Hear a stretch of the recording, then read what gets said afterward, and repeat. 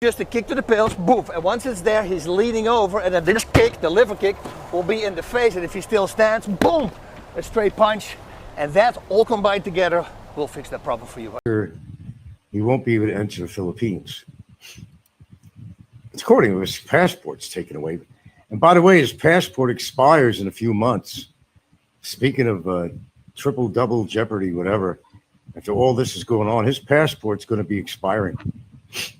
Because you have to put in for a new passport 5 months before it expires. And he ain't got that time to put it in, because I think it's due in a couple of months.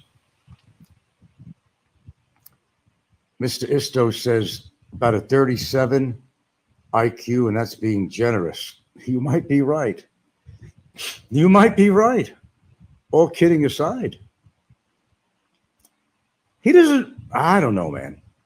I know I just really hate repeating myself over and over again, but I'm sorry. I cannot help it.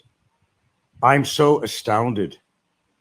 I'm so perplexed. I'm so amazed how one person could do so much damage to themselves.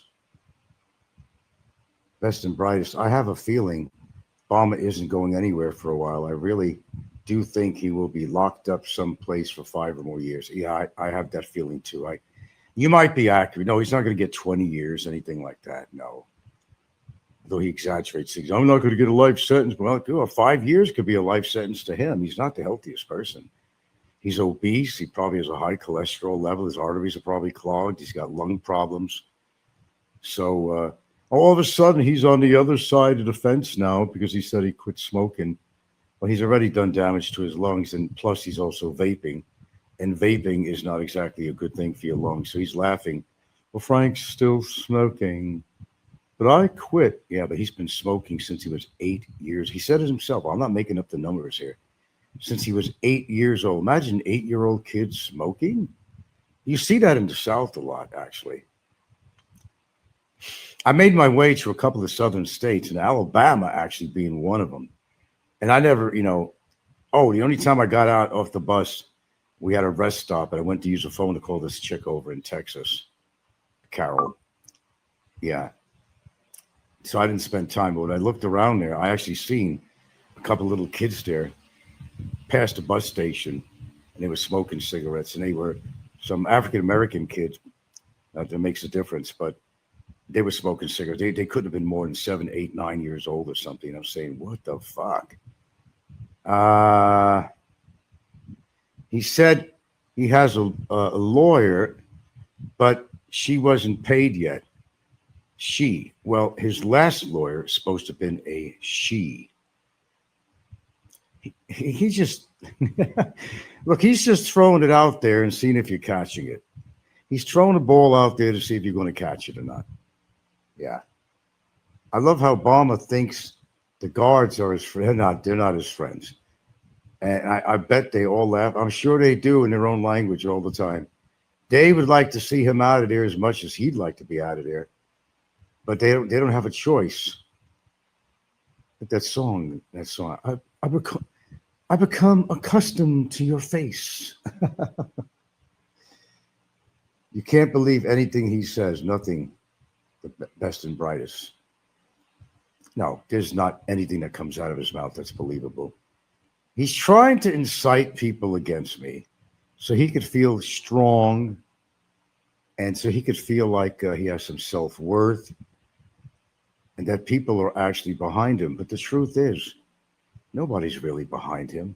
Maybe 1 or 2 people that have been plotting with him, and you could figure out who that might be. But he does not have, call it crowdfunding or whatever. He doesn't have a lot of people behind him. Let's put it that way. He's the most vile person I've ever dealt with. I've been on YouTube for, how long has it been, guys? 10 years? And I've encountered all kinds of people. Obviously, you know that. You know who they are. They were bad enough, but I've never seen anything. Even Peter Van Dever. He makes Peter Van Dever look like a choir boy. Peter Van Dever was smart enough to just pay his way out of there and get out, do a self-deport, whatever it was.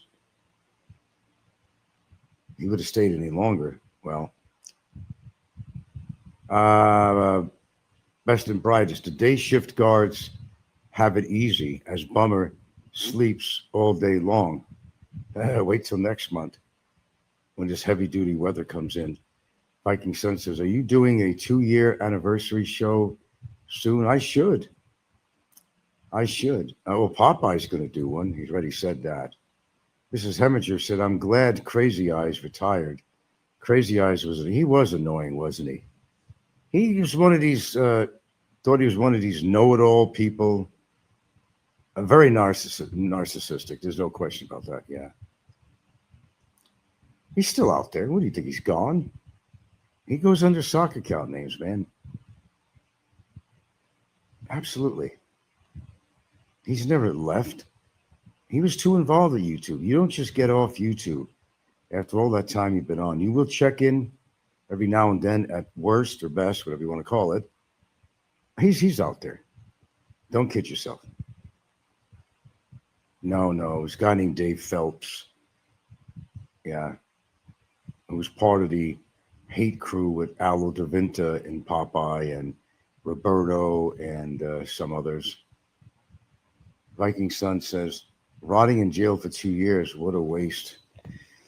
Well, he did it all himself. And that's why I'm going to repeat again as often as I can.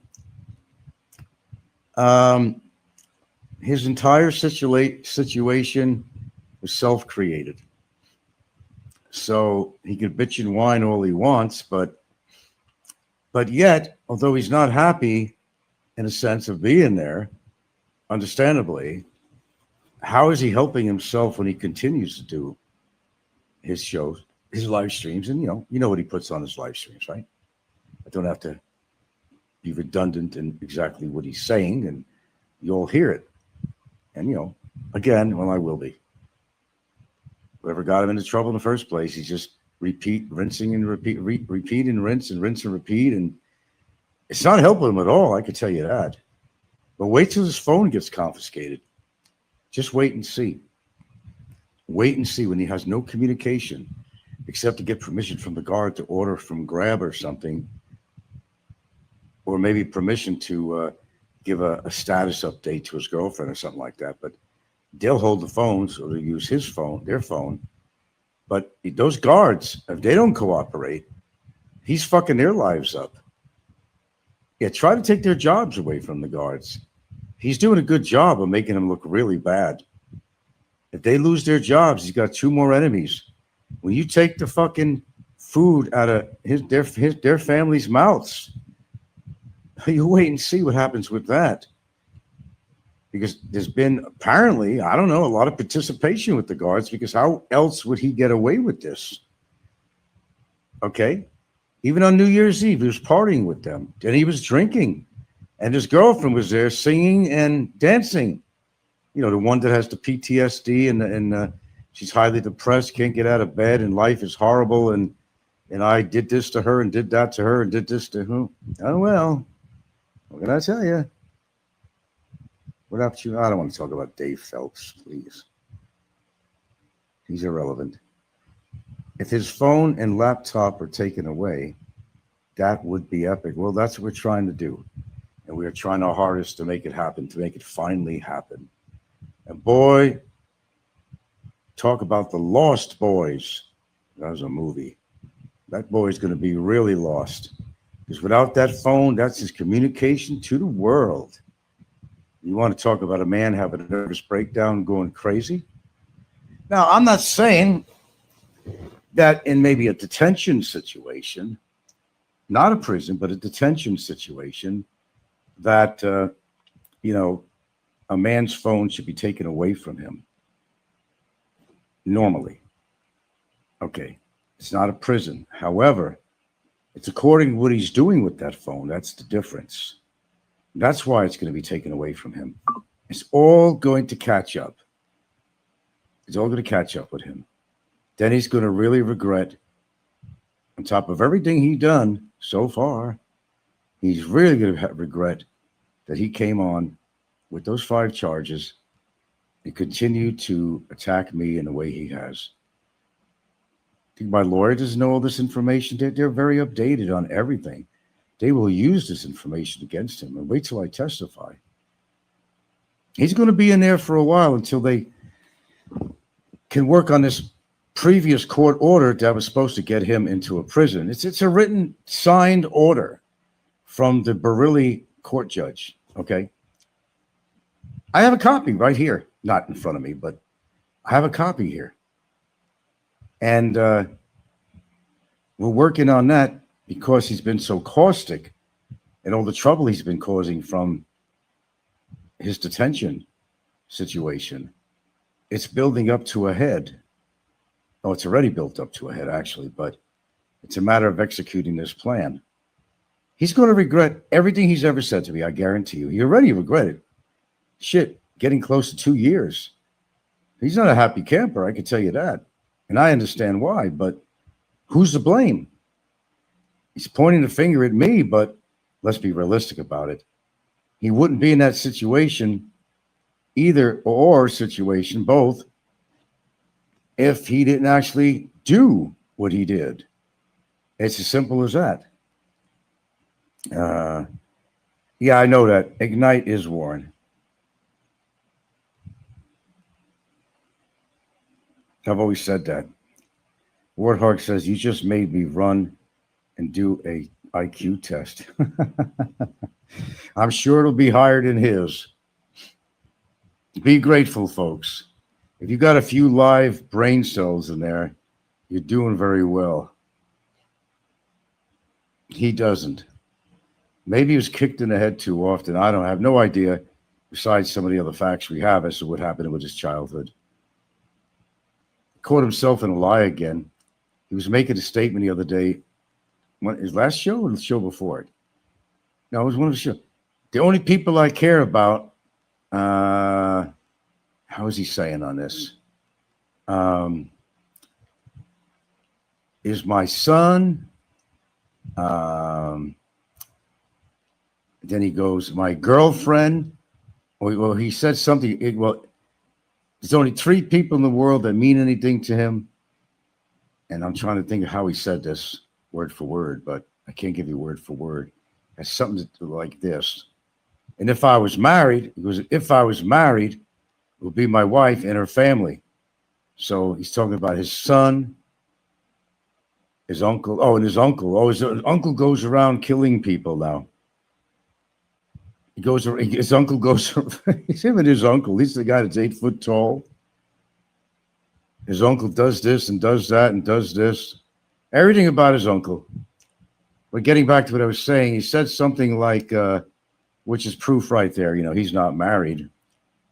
Because he said, my wife, if I was married, and her family, would be the only people that would matter to me.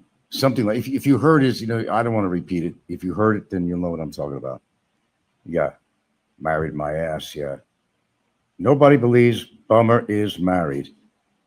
If his mouth's moving, yes, indeed. Stephen says Barry was getting upset by thinking how guys are going to try, to get the show. Oh, yeah, because he really elaborated on that. He's a jealous motherfucker, man.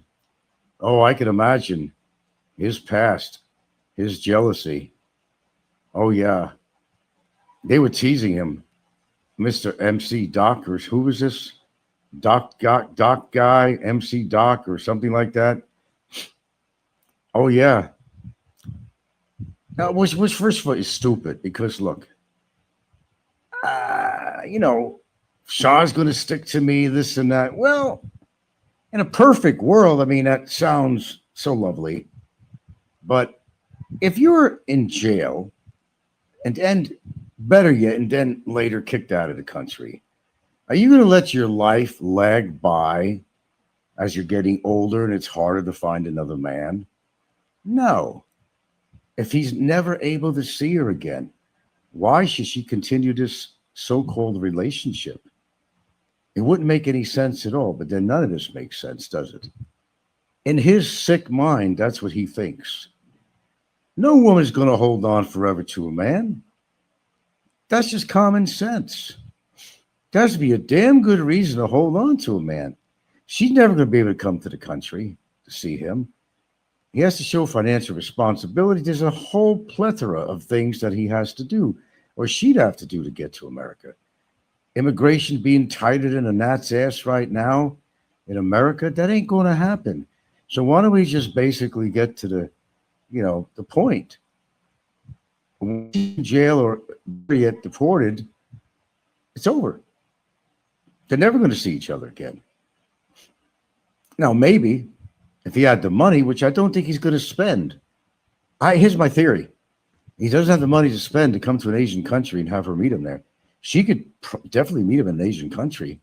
But do you honestly think he's going to spend his money to go make an expensive trip back to Asia once he's deported to see her? Are you kidding me? Out of sight, out of mind. He will move on. And so should she. If she had half a brain, and I think she has half a brain somewhere, I'm not going to knock her. She has to have a brain. Because I know she's smarter than he is. See, I'm complimenting her. I know she's smarter than he is. But then you wonder, how smart is she? I don't know. She's with him. Go figure. Let's see. Stefan says that he made up some story that I love these guys' stories. He made up some story that a tall, good-looking man wanted to talk to her, and she turned him down. Yeah, right, bummer. Oh, God. Does this guy vote in all the presidential elections? Anyway. The best and brightest says, laughed my ass off. He spent 30 minutes talking about why Shaw's loyal to him. Yeah, I heard that part. I didn't hear it all, but I recorded some of the shit on it. It's on my uploads. And one of them is uploaded now. The other one is right behind it. He spent 30 minutes talking about why Shaw is loyal to him. Notice he forgot to mention them being married as a reason, LOL. Exactly. Hector says, hello, Hector. Frank Morris. Hello, Frank Morris.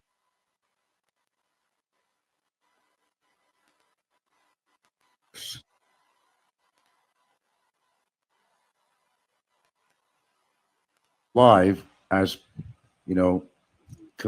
as juxtaposed against the two uploads I just did was because the new information that I have coming in is that my attorney is finished with his manifestation.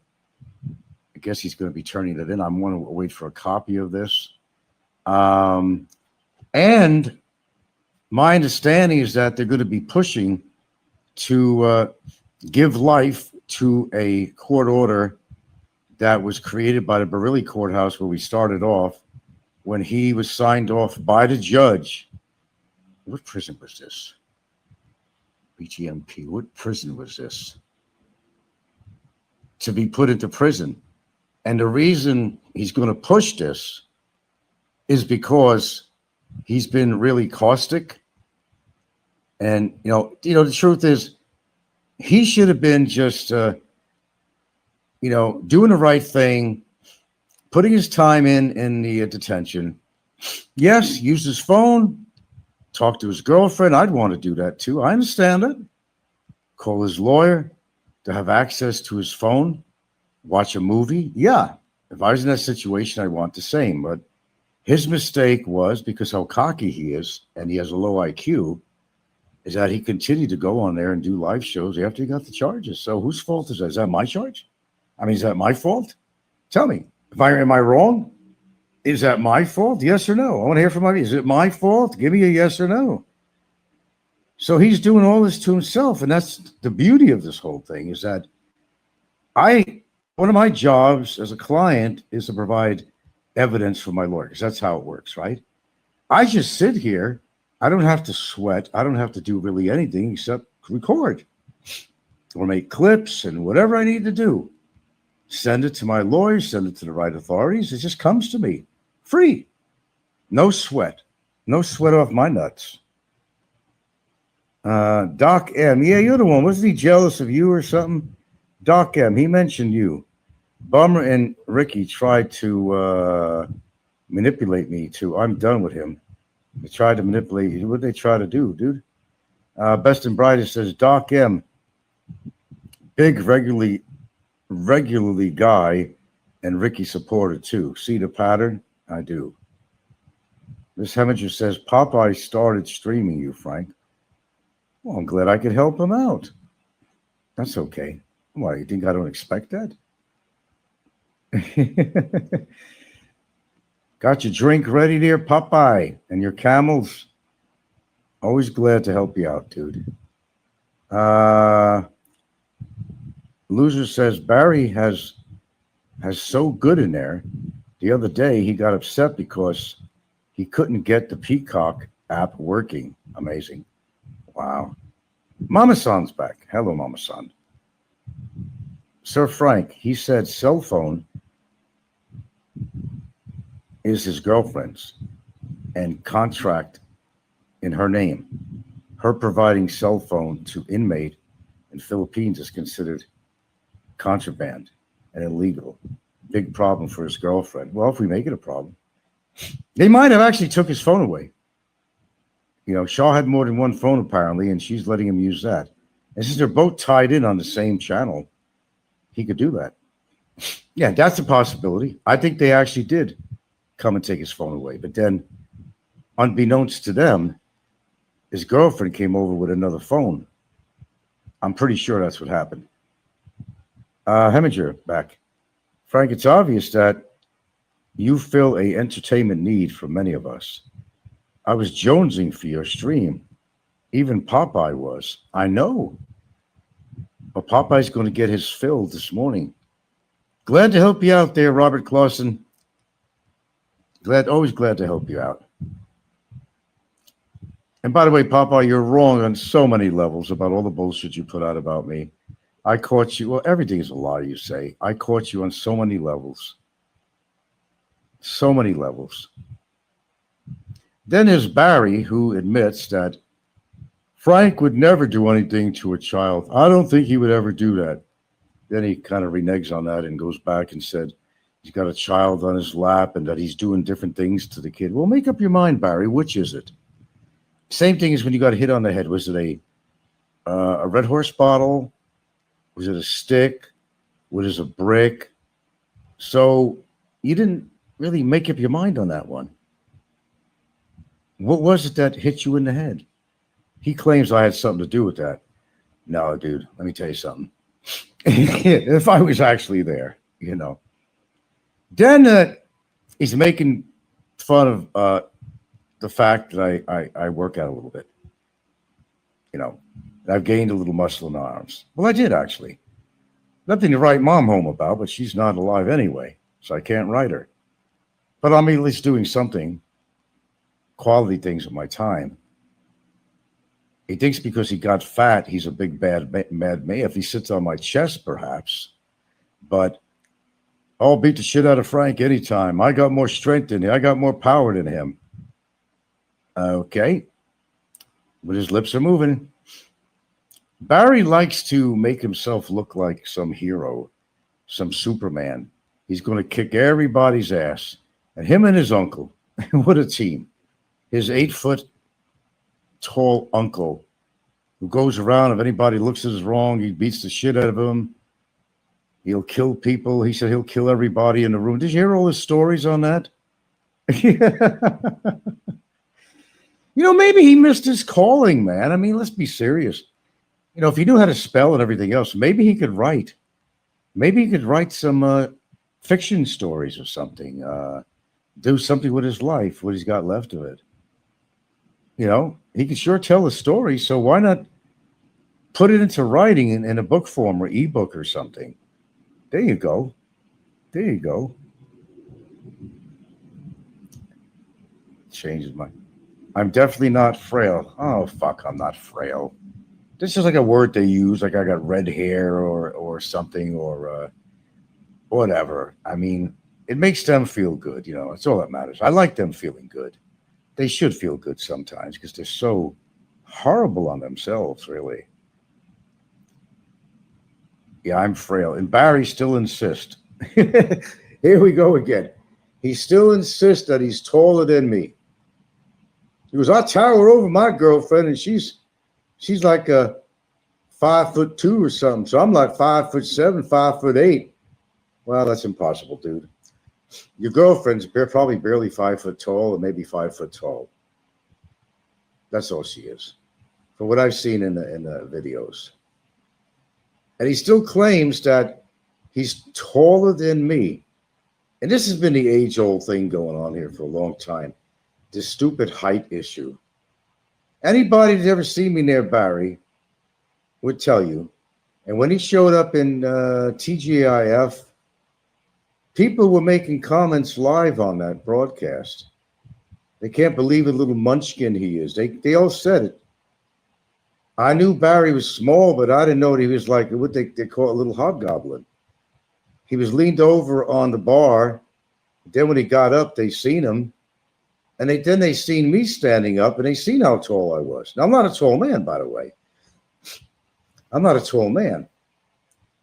Average height these days probably is about 5'10". Actually, this generation, they're all growing tall. My generation, no. And Italian American, not all tall people. Not like Norwegians. They're all tall. All Vikings. No, I'm around 5'7". No taller than that. Never said I was a giant. I am what I am. It is what it is. I'm not going to lie about it. He just likes to make a fool out of himself. That's all. He's got a little man complex is what it is. And I think my viewers have shared that opinion to me also many times. The photo of Barry with her family, he was the smallest guy. I remember that photo of the family. He was the smallest guy there. Hector says, it's Judge Alberto Pita of the Cebu Municipal and Trial Court in Bareilles, the presiding judge in your case. I don't remember who the judge was. I'd have to have the paper in front of me, which I don't. But during the Bareilles case, the presiding judge did put, and I have it. I mean, if you force me to look it up later or something, but I have that. But it's true. They were ready to put him in prison, but something with immigration or something didn't cooperate or something, and it kind of went to the side. But it's already written. If it's written by a judge and signed by a judge, then we got a good chance here. Not only in that situation, but currently with his situation going on with his death threats, especially his death threats behind bars. This is what's going to get him. And I'm loving every minute of it. What did I tell you? I'm loving every minute of it. I don't have to do very much. That's the beauty of this whole thing. Let him put on his live streams. He can't until he can anymore. Then talk about a nervous breakdown. Can you see him in that hot detention center without his phone and stuff to look at movies? That means they're going to also take away his other toys. Maybe not his ice maker or things like that, but he boasts about his, I got an ice maker. Well, good for you, Barry. You got an ice maker. I got a chest freezer and a refrigerator. Yeah, and a wash machine and air conditioning. Okay? And I got a real relationship. Top that.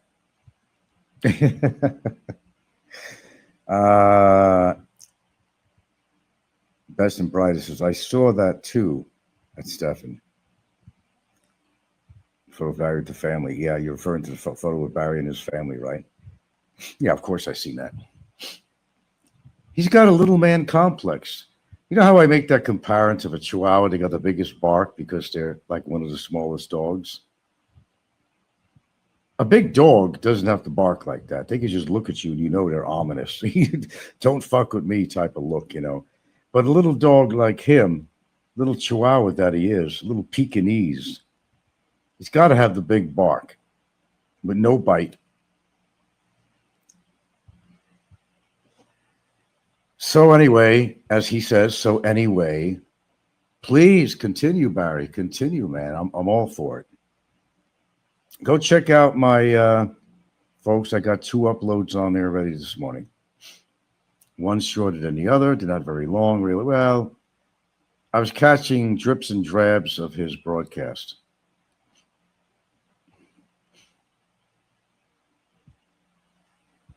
I told you I always document. Sometimes it's better that I copy it onto my show.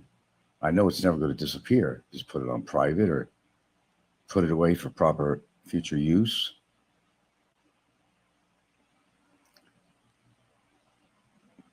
Keep it up, Barry. Let's see who's having the last laugh. I'm already laughing.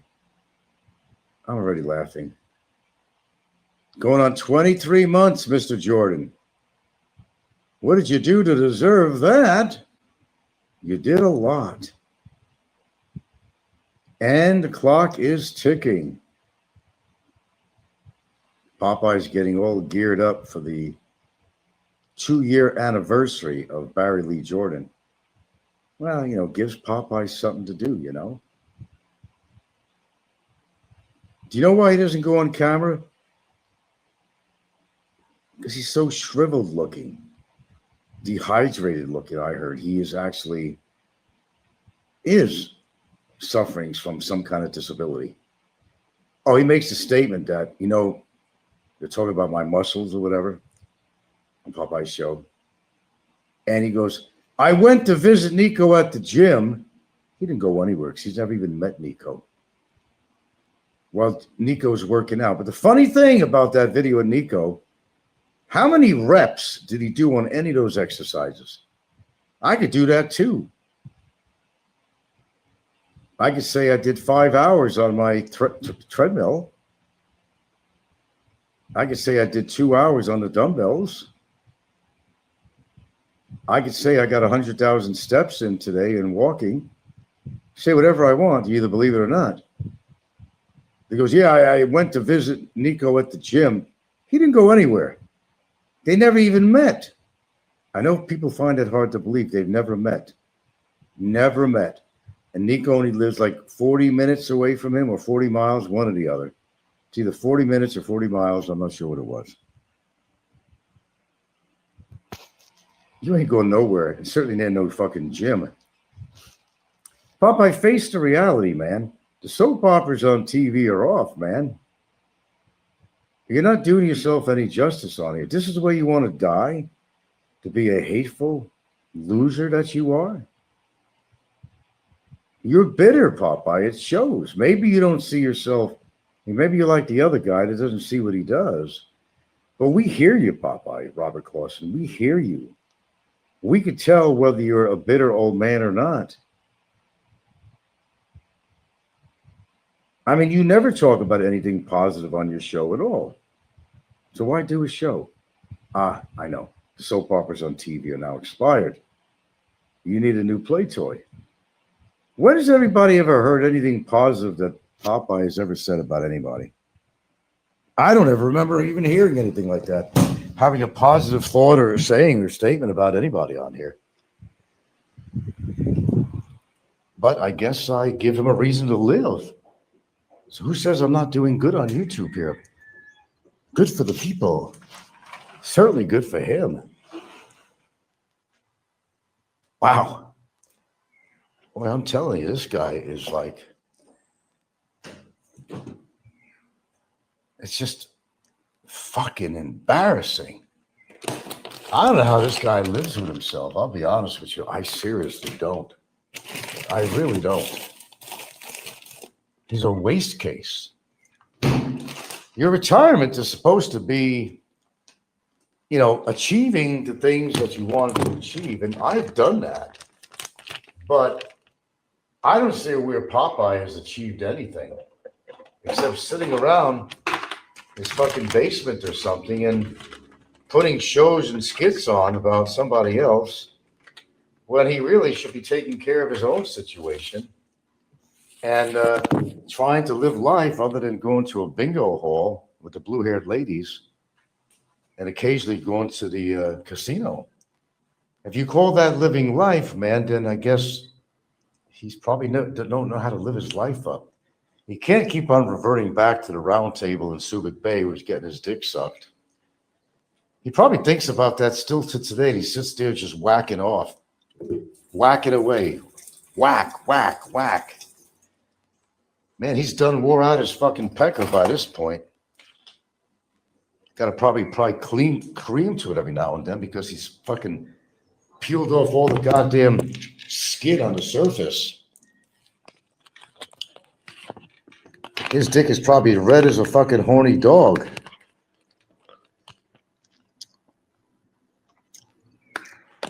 Guess what I'm eating, Popeye? Yeah. Mm-hmm. Num num num num num num num num num. Mm-hmm. Mm. Blueberries, Popeye. Try it. You may like it. Get healthy, Popeye. Put down that camel. That bottle of scotch. Blueberries. Blueberries. I found my freedom on Blueberry Hill. Anyway, ladies and germs, go listen to my uploads right now, and it'll keep you occupied for another half hour or so. I know you got that time on your hands, so listen well, Popeye. Listen and learn. You know, Popeye, when you die, you're not going to just die. You're going to uggle to death. I know they said wait for me. Like I'm going somewhere. Yeah, I don't think so. I don't think so either. Oh, yeah.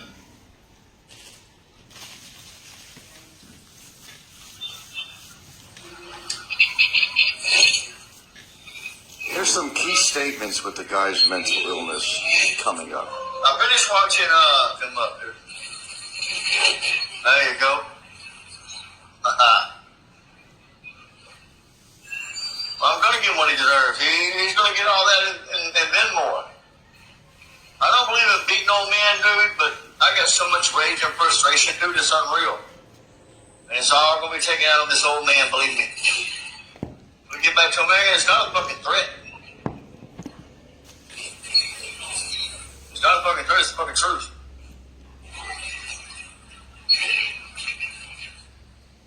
Order some Dunkin' Donuts. Somebody want to throw some at PayPal? Order, not Dunkin' Donuts. Order some Krispy Kreme, bro. Somebody throw some at PayPal right now. See how much they are. And I'll be honest with you. I'm not going to lie. Food grab. Yeah. I can only afford it. Hey, bro, I'm going to tell you. He goes, you know, man, dude, that'd be the place for Frank.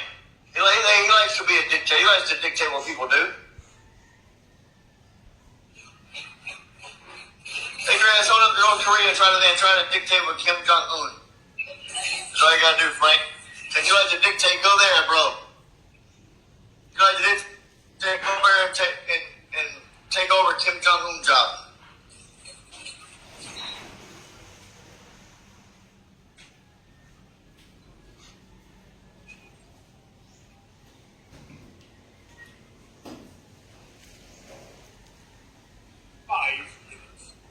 Your time to fight.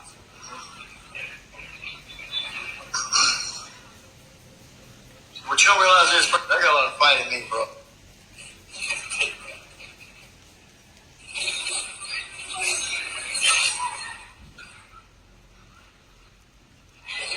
So, Frank should go is North Korea. He likes to try to dictate what everybody do and say, you know? And maybe North Korea would be a good fit for Frank. But you guys think so? Right here. Go up there and start fucking Kim Jong-un's sister. You gotta be careful because that bitch crazy, bro. That bitch stupid. Don't kill her lovers. So you might want to keep your P's. You might want to mind your P's and Q's with her, Frank. Or that'd be best. You just go to those careers. If you like to dictate what people do, fuck out of the Philippines. We ain't got no fucking room for dictators and bitch boys and faggot dick suckers here, bro. The only queers allowed here are the gays of their country. No.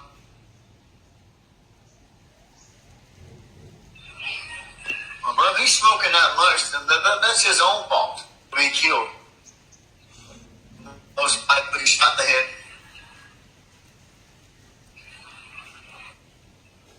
Most likely shot the head. Or beheaded. Or hung.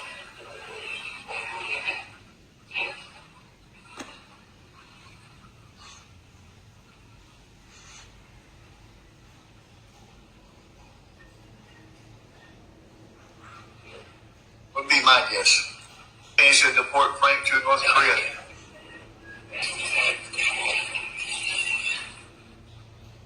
I think Frank would fit right in with him. That's what I think Frank would do.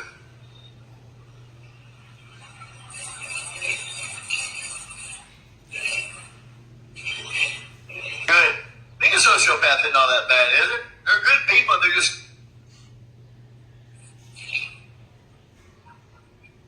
I mean...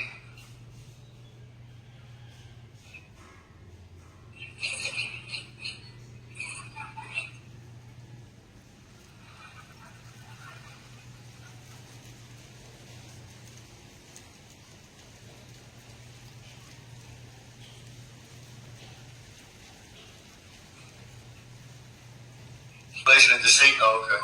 That my uncle is. He's he could kill everybody in a fucking room and not feel bad about it. He just walk the fuck away. What is that called? I wonder.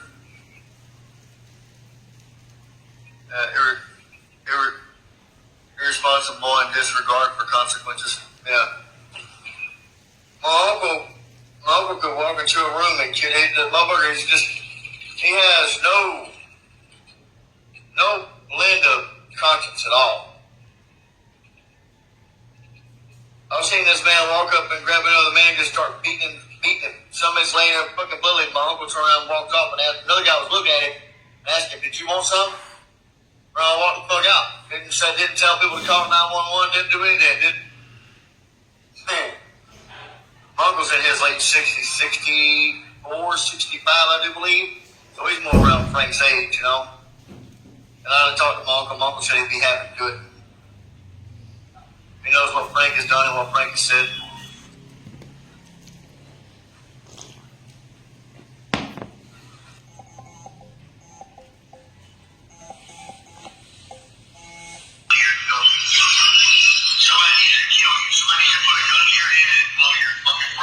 Someone needs to kill you, somebody needs to put a gun to your head and blow your brains out if you couldn't understand that.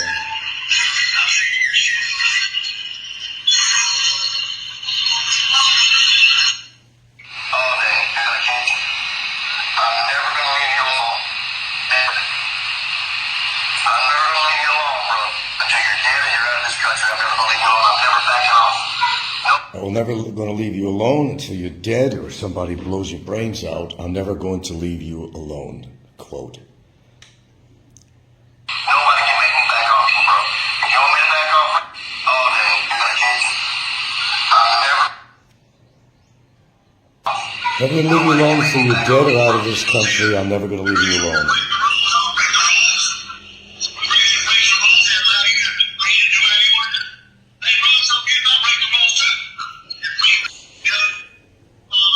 Quotes on here that if immigration's going to break the rules, then I'm going to break the rules too. Quote.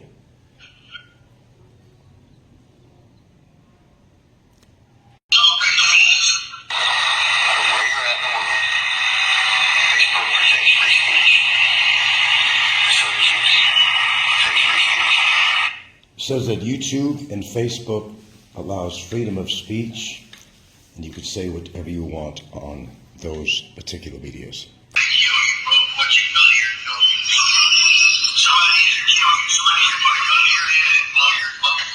Somebody needs to kill you for what you've done in the Philippines. Somebody needs to put a gun to your head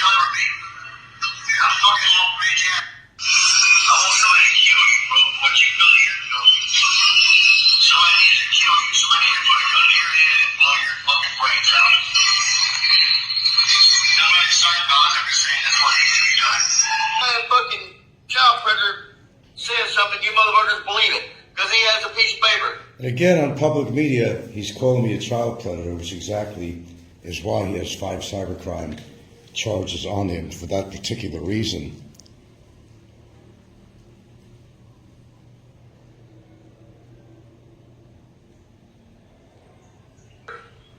I said, me and Sean got married, show our wedding ring. I showed you guys that because Frank kept saying she was married. I'm not going to show you my marriage certificate, but you don't believe me. But, you know, Frank, Frank, guys, what I got? Oh, my God, Frank, yeah, you're telling the truth. Bullshit. Frank's a liar, dude. Frank, you are a liar. Frank, you ain't nothing but a child predator. I'm going to make sure you're picked up. You're a liar, you're nothing but a child predator. I'm going to make sure you're being picked up. Now, please understand, whoever's listening to this, that this is happening from his detention center over in Mandawi, where he had 6.5 to 7 years of overstay. And at the time, and all the times that he's been doing his live streams, during this time with the 5 charges for that cyber libel, he has not dropped his phone. He's been live streaming ever since. Despite complaints to the immigration and so forth, they seem to be allowing him to get away with this. My lawyer is coming up with a manifestation to end this once and for all, and to do what they should have done a long time ago, that for some reason they have not, is to take his cell phone away. Now, please understand, there's lots of death threats from his jail cell.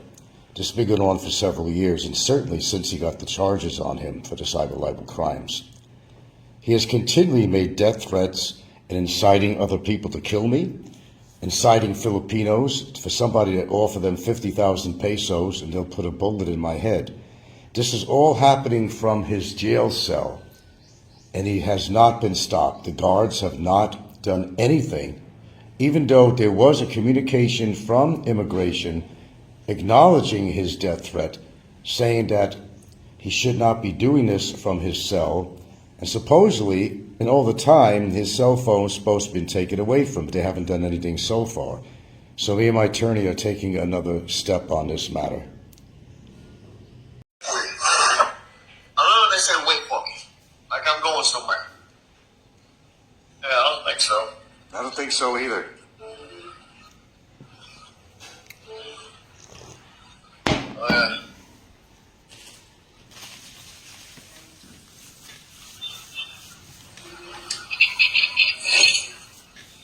Here's some key statements with the guy's mental illness coming up. I finished watching him up there. There you go. Well, I'm gonna give him what he deserves. He's gonna get all that and then more. I don't believe in beating old man, dude, but I got so much rage and frustration, dude, it's unreal. And it's all gonna be taken out on this old man, believe me. When we get back to America, it's not a fucking threat. It's not a fucking threat, it's the fucking truth.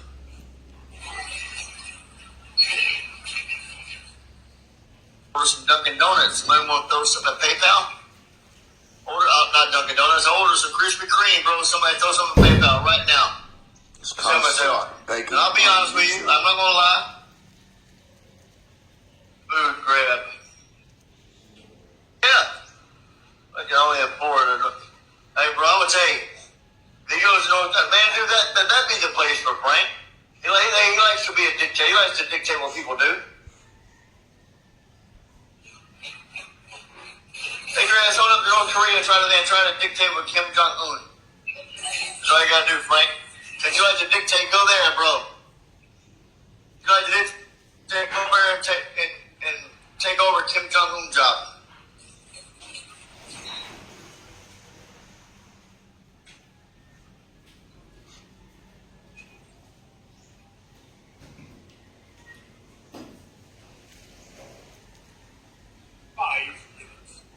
Your time to fight.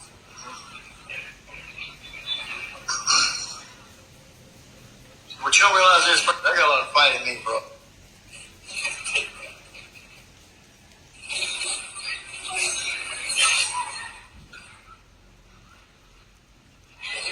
So, Frank should go is North Korea. He likes to try to dictate what everybody do and say, you know? And maybe North Korea would be a good fit for Frank. Don't you guys think so? Right in. Go up there and start fucking Kim Jong-un's sister. You gotta be careful because that bitch crazy, bro. That bitch stupid. Kill her lovers. So you might want to keep your peace. You might want to mind your P's and Q's with her, Frank. I think it'd be best you just go to those Chris. If you like to dictate what people do, fuck out of the Philippines. We ain't got no fucking room for dictators and bitch boys and faggot dick suckers here, bro. The only queers allowed here are the gays of their country. No?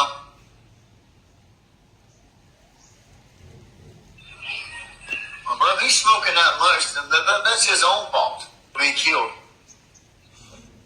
Most likely shot in the head.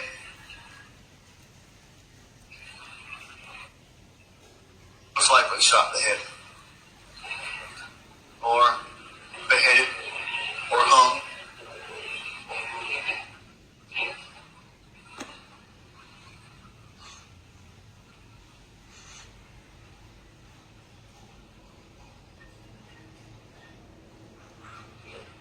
Would be my guess. They should deport Frank to North Korea.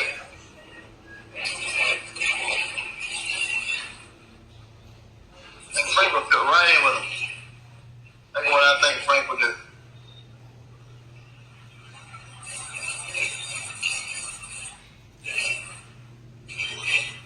Good. Being a sociopath isn't all that bad, is it? They're good people. They're just... I mean...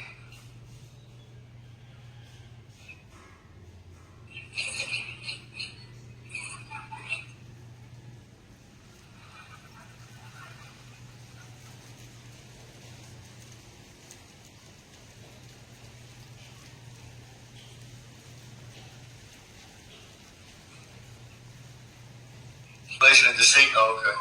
That my uncle is. He's he could kill everybody in a fucking room and not feel bad about it. He just walk the fuck away. What is that called? I wonder.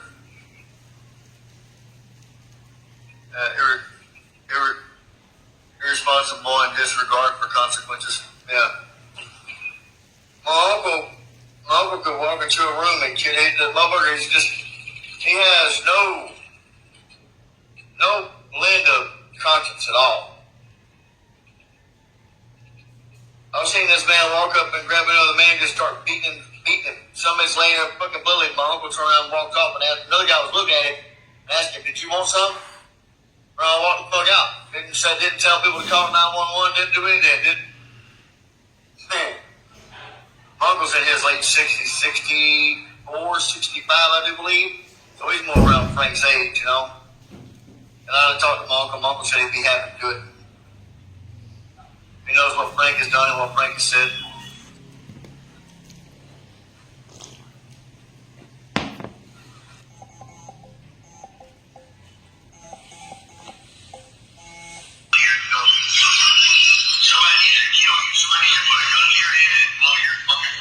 Someone needs to kill you, somebody needs to put a gun to your head and blow your brains out if you couldn't understand that.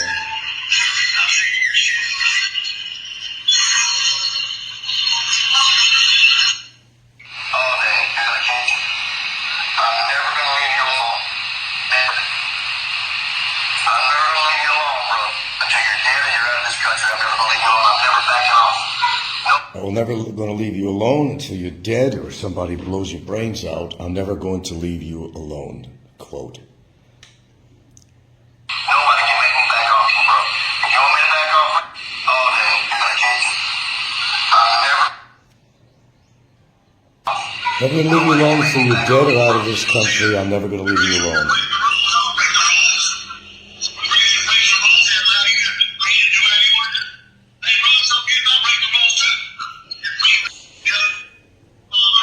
Quotes on here that if immigration's going to break the rules, then I'm going to break the rules too. Quote.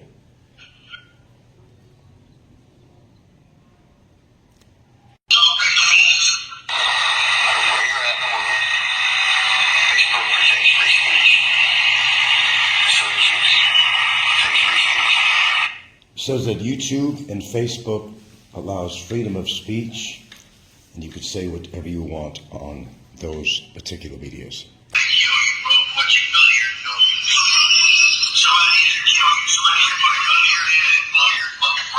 Somebody needs to kill you for what you've done in the Philippines. Somebody needs to put a gun to your head.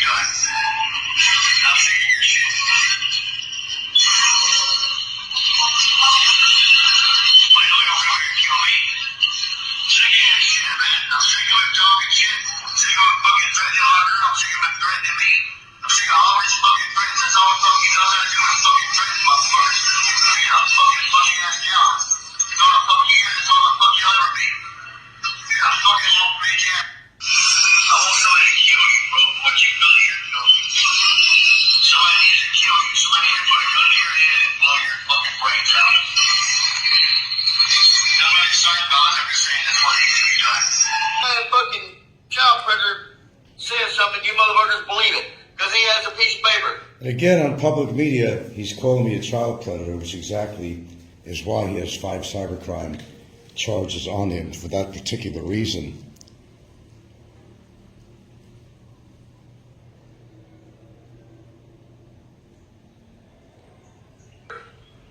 I said, me and Sean got married, show our wedding ring. I showed you guys that because Frank kept saying she's married. I'm going to show you my marriage certificate, but you don't believe me. But, you know, Frank, Frank, who does what I got? Oh, my God, Frank, yeah, you're telling the truth. Bullshit. Frank's a liar, dude. Frank, you are a liar. Frank, you ain't nothing but a child predator. I'm going to make sure you're picked up. You're a liar, you're nothing but a child predator, I'm going to make sure you're being picked up. Now, please understand, whoever's listening to this, that this is happening from his detention center over in Mandawi, where he had 6.5 to 7 years of overstay. And at the time, and all the times that he's been doing his live streams, during this time with the 5 charges for that cyber libel, he has not dropped his phone. He's been live streaming ever since. Despite complaints to the immigration and so forth, they seem to be allowing him to get away with this. My lawyer is coming up with a manifestation to end this once and for all, and to do what they should have done a long time ago, that for some reason they have not, is to take his cell phone away. Now, please understand, there's lots of death threats from his jail cell. This has been going on for several years, and certainly since he got the charges on him for the cyber libel crimes. He has continually made death threats and inciting other people to kill me, inciting Filipinos for somebody to offer them 50,000 pesos and they'll put a bullet in my head. This is all happening from his jail cell, and he has not been stopped. The guards have not done anything, even though there was a communication from immigration acknowledging his death threat, saying that he should not be doing this from his cell, and supposedly, and all the time, his cell phone is supposed to have been taken away from him. They haven't done anything so far. So me and my attorney are taking another step on this matter.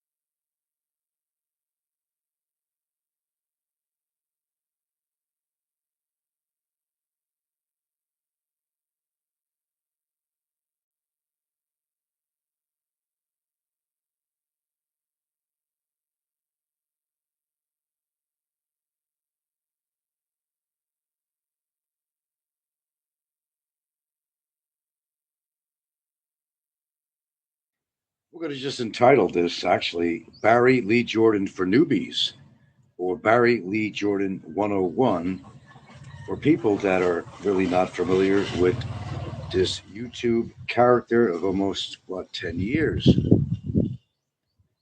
Barry Lee Jordan he's a very uneducated man who comes from the United States, in fact, Alabama, and he comes from a poor family. And his admittance on YouTube is that he was molested by his father, which is a sad thing to happen to anybody. He's been bitter all his life, in part as a result of that, or possibly being picked on and bullied all his life. Barry Lee Jordan, who goes under the channel name actually Travel America, has been on YouTube for about 10 years. And from the first time he's ever stepped into the Philippines, this is for newbies. Let's call it Barry Lee Jordan 101. From when the first time he came to the Philippines, which was basically to get away from some bench warrants and from child support that he owes for his children, one boy and one girl. Well, he denies having the daughter, Cheyenne. And during his reign of terror, which we refer to in the Philippines, from the first time he's ever entered the Philippines, trouble started. Mr. Jordan has never made much on a so called, although most people think it's a fraudulent disability status. But Mr. Barry Lee Jordan has lived on this disability illegally in this country ever since he came here.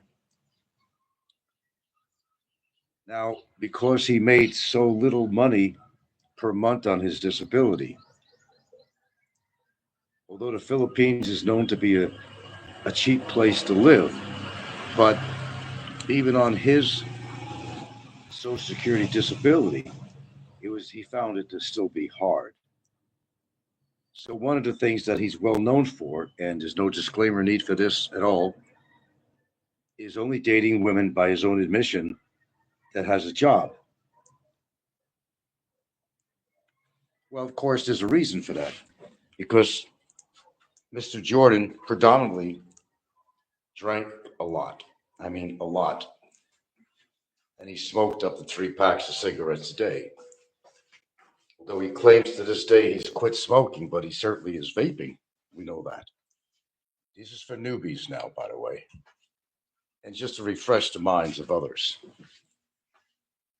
Now, during his, I call, reign of terror here in the Philippines, he has managed to date numerous Filipinas in this country. A lot of it has been very deceitful relationships.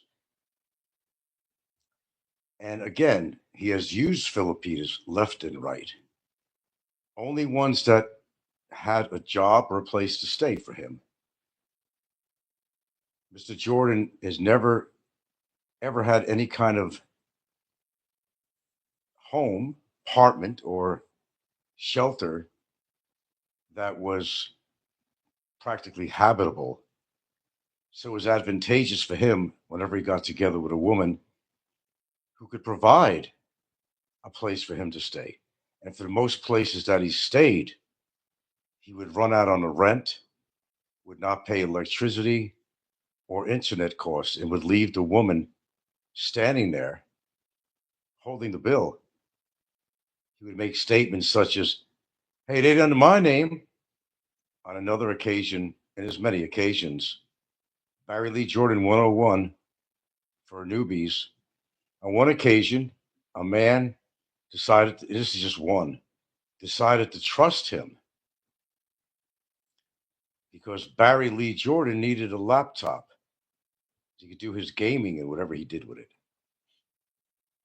Again, the reign of terror.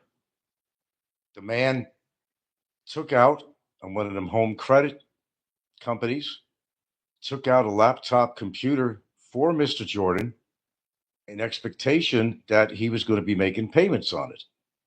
Now, the man who was nice enough to do this for him was naive and did not really know his history. Mr. Jordan never made payments on this. So the man known as Prince Cyrus was held with the bill, and he was going to get in trouble for estafa.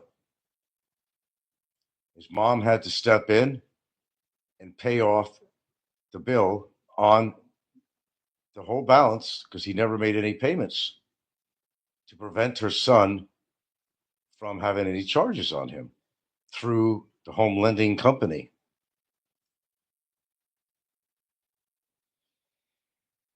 Mr. Jordan claims, show me the paperwork.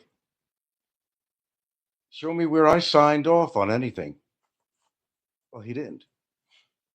The man who was nice enough to get him that computer signed off on the paperwork for him. Afterwards, when he didn't pay, he fully denied that he ever got a laptop from anybody. His famous words are, show me the proof, which he's used these set of words for many situations, including the situation he's in now, with 5 counts of cybercrime against him, but we won't get too far ahead. Mr. Jordan continued to date various women, and it was always the same scenario over and over again. They'd always break up. Usually the woman would leave him when they figured that they were turning into an ATM machine for Mr. Barry Lee Jordan. Some women didn't figure it out until a while later, when he was always there asking for more money because he needed more cigarettes, he needed more alcohol to drink. A lot of the women gave in, but it came to a point where they recognized that there's no future with the guy, that he is with me because I have a job, and I'm not here to support his habit of cigarettes and alcohol. And the relationship would be over. There's been incidents on camera where he was in full argument with a Filipina at a residence that I believe he was sharing with another YouTuber. And you could hear in the background through this partition him yelling at her. What you didn't see on screen was his pulling her by the hair out the door. Instead, he gets on camera and says, well, sorry about that. Sorry about that, folks. Had to take care of something. Mr. Barry Lee Jordan has continued his reign of terror, reign of ugliness, ever since he's been in the Philippines. Mr. Barry Lee Jordan has never paid his visa fees for nearly 7 years. And he'd move from location to location for several reasons. Some places he'd move to, run up a rent bill or electric, whatever it might be, or both, and he'd secretly sneak out.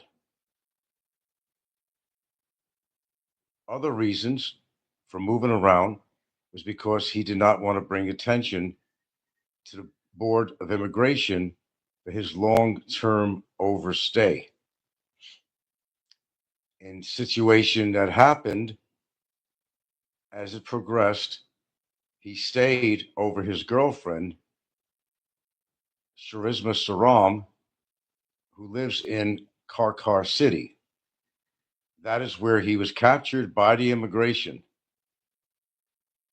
And he was taken to a detention center in Mandawi, just outside of Cebu, where he remains for almost 23 months.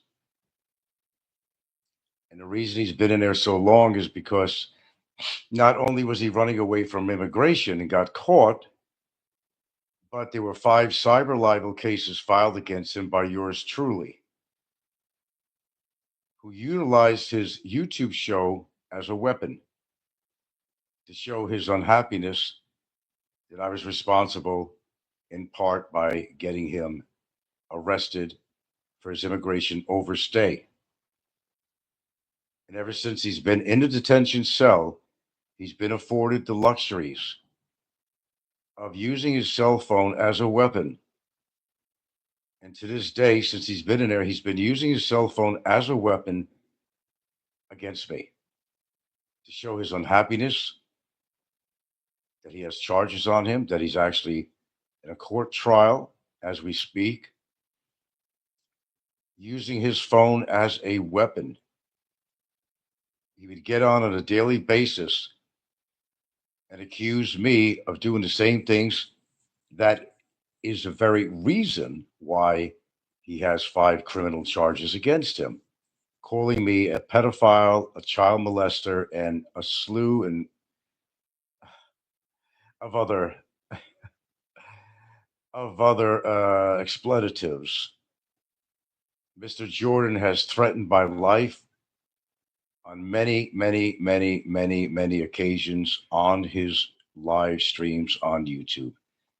Mr. Jordan has incited other people against me to cause harm on me or mine from his jail cell, from his cell phone, the weapon of choice. To this day, even today, as it is broadcast, he was still threatening me. Although words went out to the various legal entities, he still possesses his cell phone and is still doing the same. So measures had to be taken in progress to make sure that doesn't happen again. In his incarceration, he has damned and cursed the U.S. Embassy. He has accused the Department of Immigration for taking bribes. He's in conflict with 2 lawyers so far that both dropped him because he was not a compliant client who did not want to listen to their advice.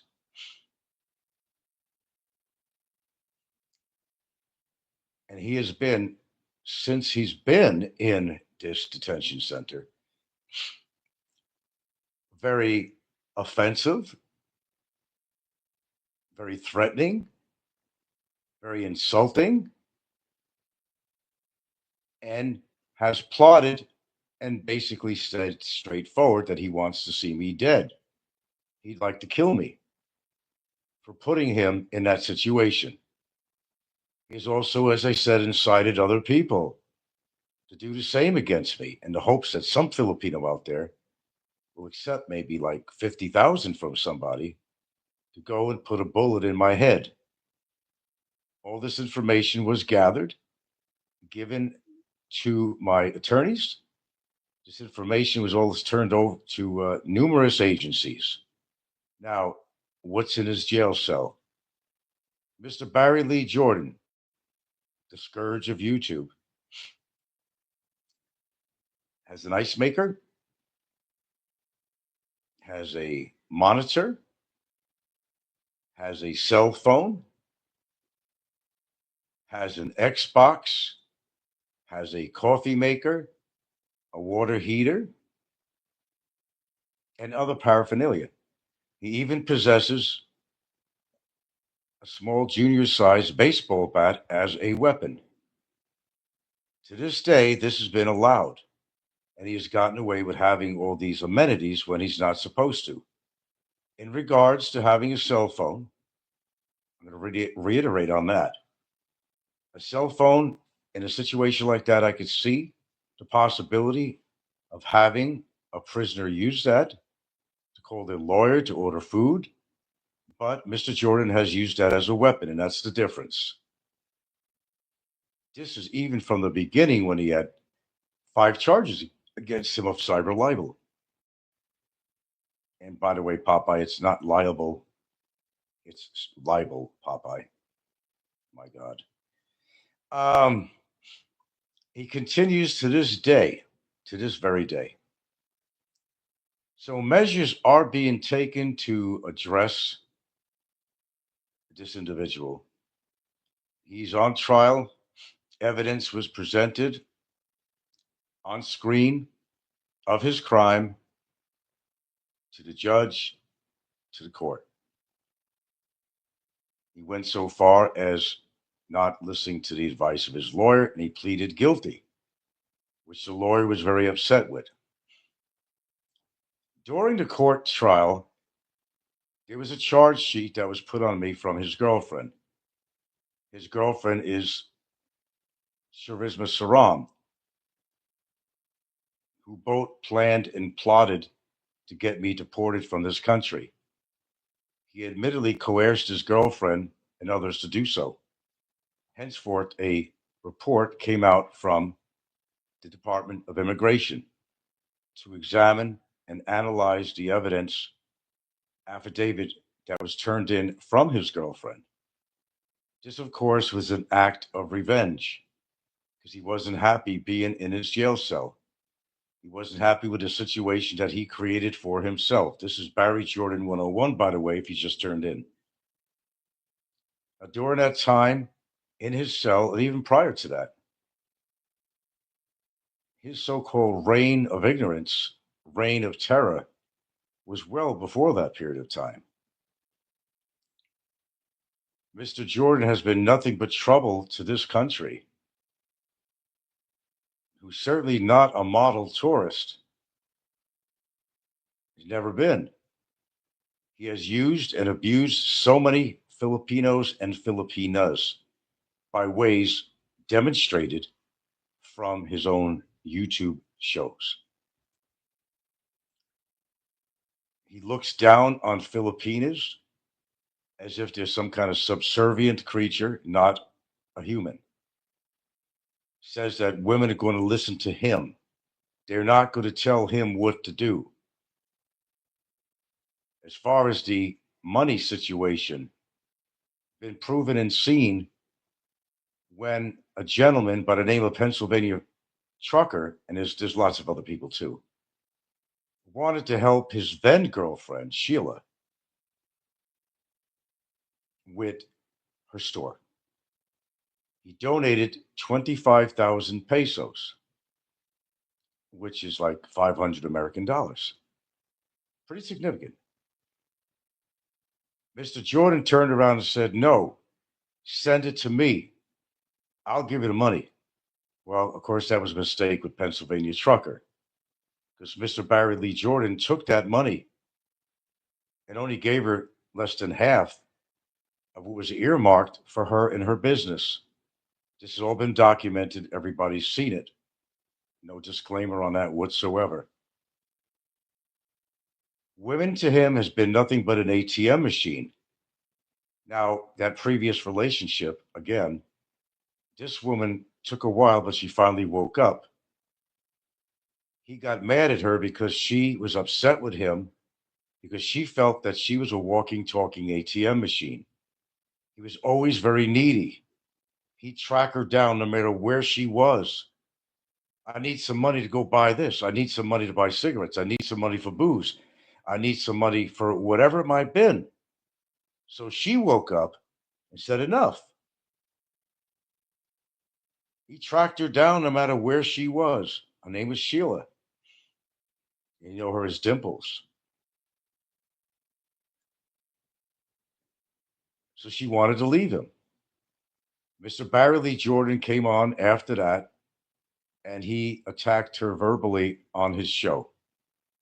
He threatened to show intimate photographs, sexual photographs.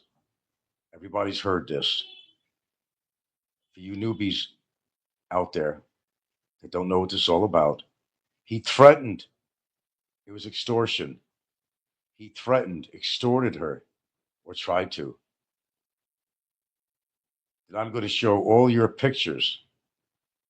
But it gets worse. Mr. Barry Lee Jordan then proceeded to tell people what they did in the bedroom, which was quite an embarrassment for Sheila, his ex-girlfriend. And it's something that nobody should say, ever. What goes on in a bedroom between a couple should be between a couple. But he gave intimate, delicate details about having certain types of sex with his ex-girlfriend. This is the kind of person Barry Lee Jordan is. The kind of get even attitude as reflected today by him coercing his girlfriend to do a phony report on me to immigration. We don't want to get too far ahead.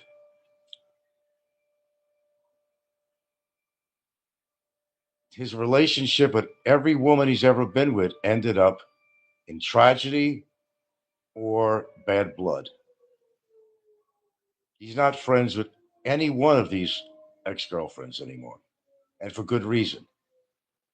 Mr. Barry Lee Jordan used to love to hang out in the bars. That's where he felt at home. That's his comfort level, drinking and chasing ass. That's what Mr. Barry Lee Jordan has done his whole time that he's lived in the Philippines. Always looking for somebody to buy him a free beer, a free drink, a loan. He has borrowed from bars and owed money to, and even on one incident, wielded a knife to a bartender after she politely reminded him that he still had a bar tab that he did not pay. He muted his phone. Everybody's seen it on the video where he took a knife out of his pocket to intimidate this woman. The same way he's been trying to intimidate me through emails going under a different name and his intimidation on his shows to try to get me to drop his case against him, which of course is never going to happen. Everything has been threats, intimidation, and I can't tell you all the expletives he has called me to this day and still does. As of now, Mr. Jordan is still in detention almost 23 months and counting, and he's facing the 5 charges of cyber libel. And this is going to go on for quite a while because both of his lawyers bailed out on him. They could not deal with him as a client. He was not cooperative. From his jail cell in Mandawi, Warden's Detention Center, he continues to use his phone as a weapon. Being allowed by the guards, being allowed by immigration, perhaps. I don't know why they're allowing him, especially when they have had notices from my lawyer to the immigration of what was going on in his jail cell, what he's doing with his phone, and why he should not be using his phone for social media. There's been a few notices that have gone out to him that he has ignored.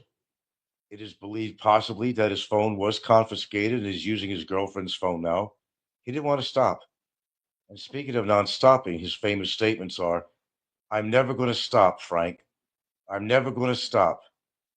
He's going to continue to harass me and even uses the word. I'm going to kill you, he tells me, from his cell. And this information has been put out to every agency out there, but so far, nobody has cooperated in stopping him. There's been a lot of speculation as to why. But the room is getting closed in more so and more so as these different agencies are finally waking up. They're beginning to realize what's been going on all this time while he's been incarcerated. And it got to a point that my lawyer had to write up, which I believe he's finished today, a legal document that's going to address what he's been doing in his cell with video evidence, a cease and desist order on top of that. This is Barry Jordan 101 for those newbies that are just coming in here. Yeah, Heminger remembers. Yeah, I remember when he was talking about the rim jobs with his girlfriend. He certainly did. The Immaculate Room, huh? The fact is, Barry Jordan has gotten away with shit ever since he's been in that cell and well beyond that from when he first came to the Philippines. It's an amazing journey that he actually made to get to the Philippines, but it all was derived from getting away with certain responsibilities over in Alabama, the state that he lived and was born into. He had bench warrants. He had, on the lesser, there were actually criminal vehicular violations, criminal, not seatbelt or things like that. To the extent of the criminal on that, I don't know.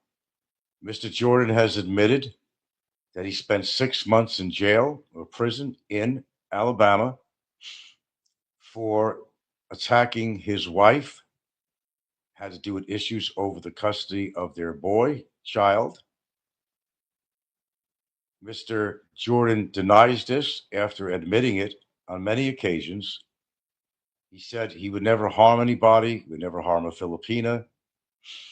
Although people have their doubts, and we already know what happened with his wife because he had to go to court for that, and he spent 6 months in jail. Mr. Barry Lee Jordan has a career of chronic lying. It's now become a joke that if his lips are moving, he's lying. It's gotten that bad.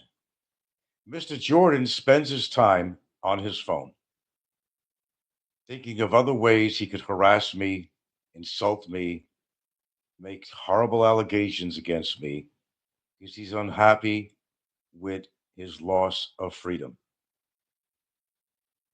This has been continual for the past 23 months since he's been in a Mandawi Warden's Immigration Detention Center. He calls himself the boss of the third floor. It's suspected and has been pretty much calculated that he is suffering from some form of mental illness, not defined as of yet as to the extent of his mental illness. And where I come up with the words mental illness is simply by demonstration.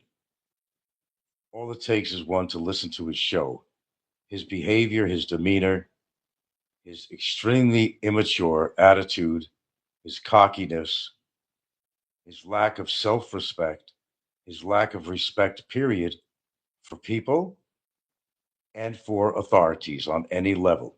That includes police, the courts, the lawyers, the immigration office, the U.S. Embassy, the Department of Justice. There's not one office that he has not verbally on his show attacked to this date. The future of Barry Lee Jordan is kind of up in the air. There will be more evidence that's going to be brought to the court, and it has everything to do from his behavior in a courtroom when he ran up out of turn because the session was over with a sheet of paper with a charge sheet running toward the court reporter and the in-house, shall I call him an in-house fiscal. I got a paper here. I got a paper. His behavior was unacceptable and unacceptable in the courtroom and has been noted. And he's done it once before. He's even photographed me and my girlfriend in the court session where you're not supposed to be taking any pictures inside the courtroom, videotaped. Another incident, he ran up again with a paper, another paper against the court rules, ran up after the session, was trying to flash a piece of paper, which just happened to be a report that his girlfriend made on me. He was out of session. He was out of order, as he usually is. He continues to run his show without regard for his future. And that's why many people on here have come to the conclusion that he's not well mentally. And it's the talk of the town. Why is the question? With a man who's facing prison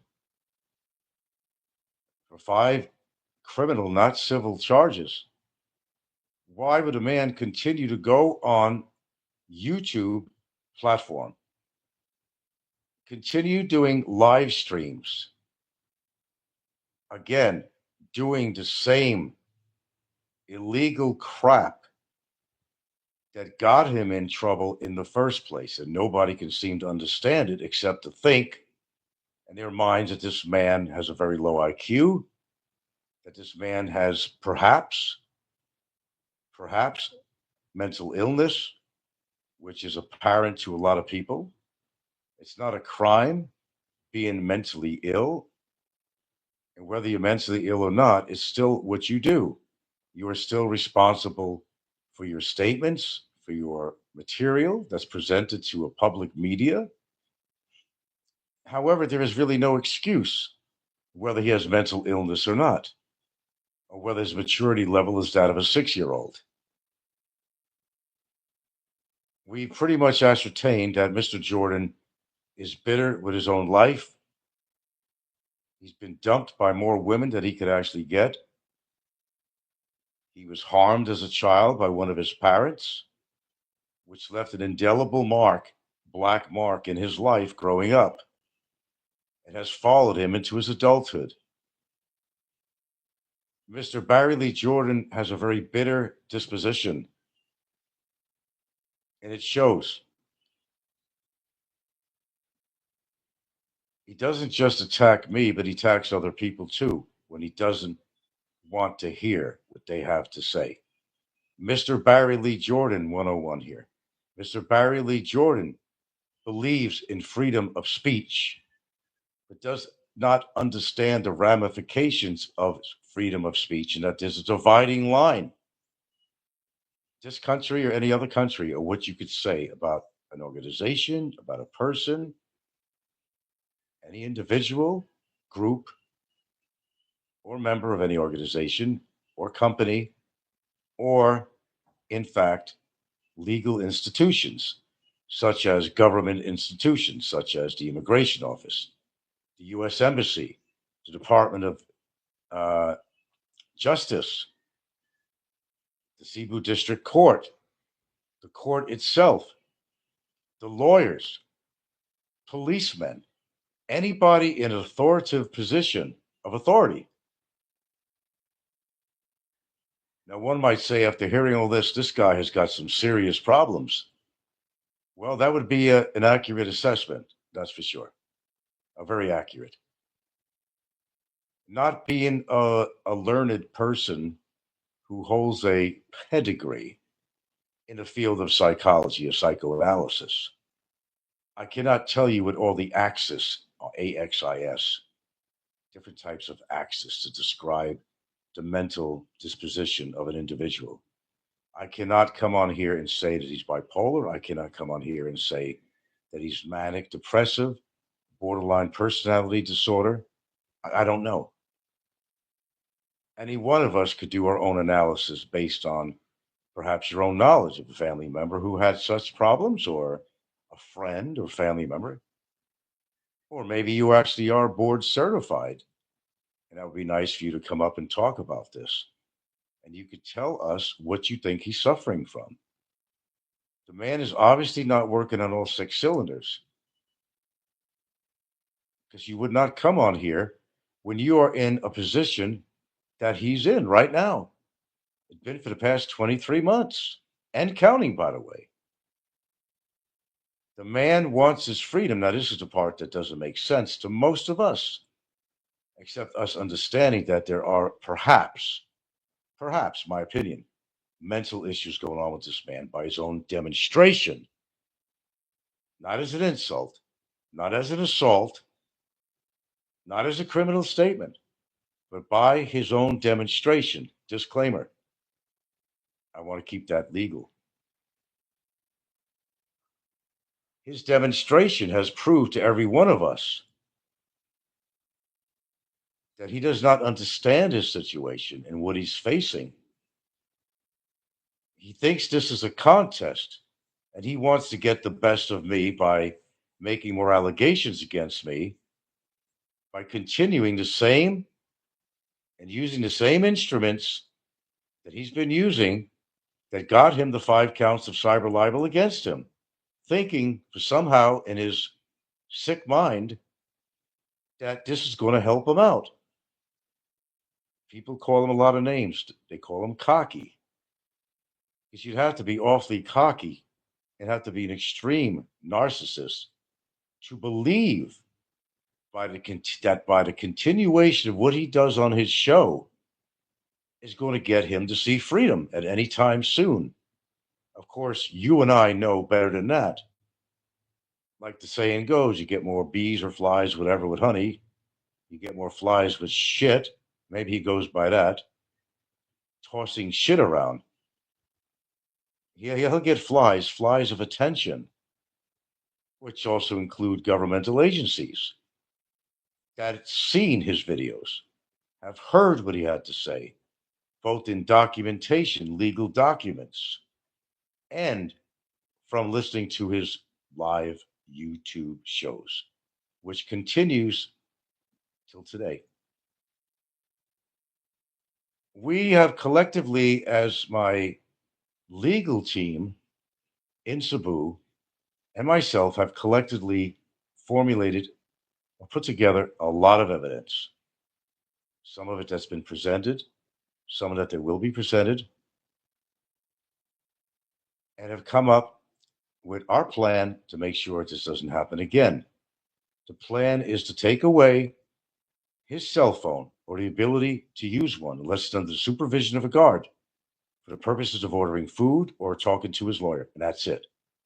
Well, he's not going to be able to use the phone on a social platform in any form or way unless he has some kind of a business arrangement with his guards, which I can't say he does, and I'm not going to say he does, but it's been talked about that it is a possibility that they're letting him get away with a lot.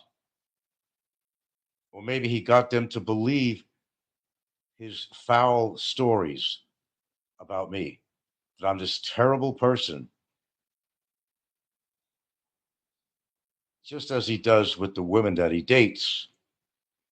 I never did this, I never did that, I'm not an overstayer.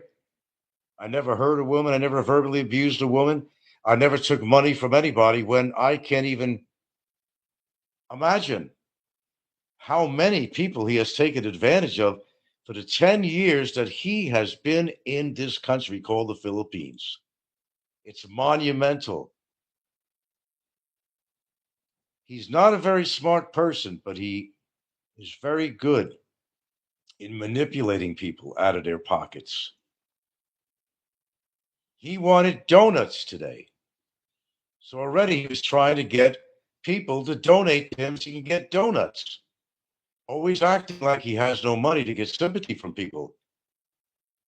But a lot of these people who donate either know or don't know is that he does get his Social Security disability quite illegally, but he's been getting it the whole time, although many times he has told his viewers to feel sorry for him, sympathy, simpatico, to collect money from his viewers rather than taking it out of his pocket. Mr. Jordan has been saving money for the whole 23 months that he's been incarcerated. He probably has a fair amount of money put away. Mind you, yes, he does have to put out money to order food because I don't think his girlfriend could do that on a daily basis. So I'm going to say that he probably does not have all the money from his Social Security disability payments, which, by the way, are fraudulent. You cannot be collecting your Social Security disability in this country. Regular Social Security, yes. He claims that they stopped his payments for some bullshit reason and continues to say so. And for all we know, his girlfriend believes what he says. That she's helping him out with a couple of pesos here and there. She's bringing him supplies all the time because he don't want to spend his money.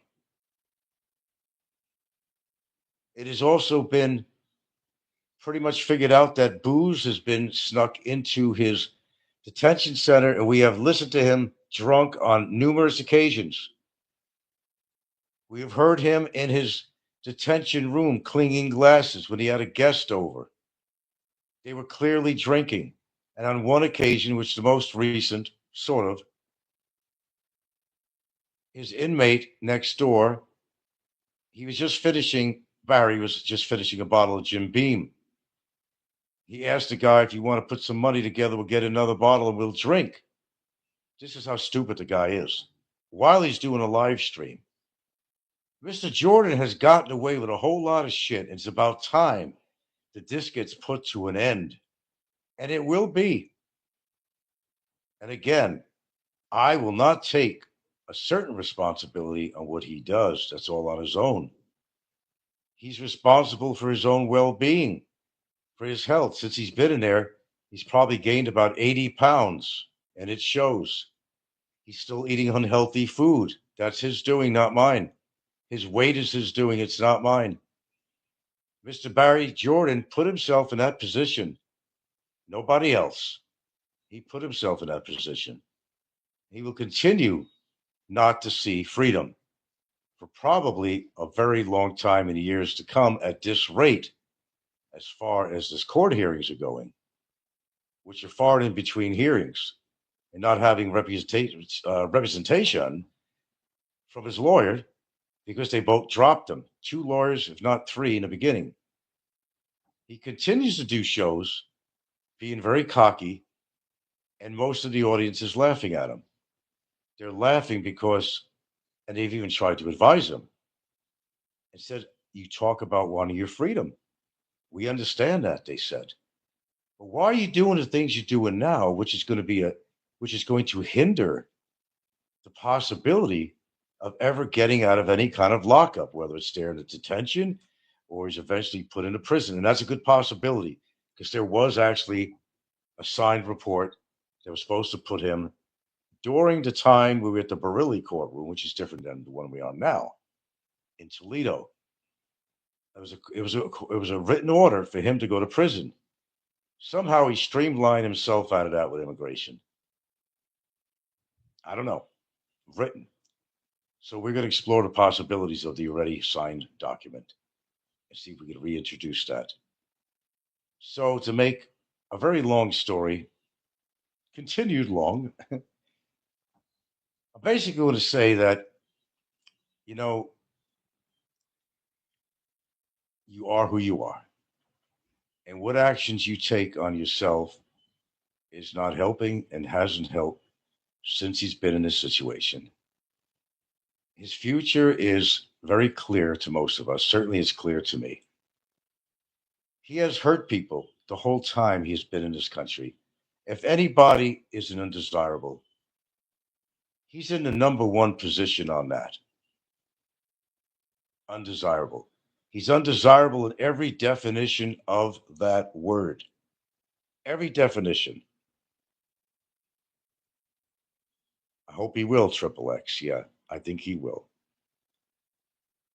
Mrs. Hemmett says Bummer is trapping himself in a cell for 5 years to earn free room and board.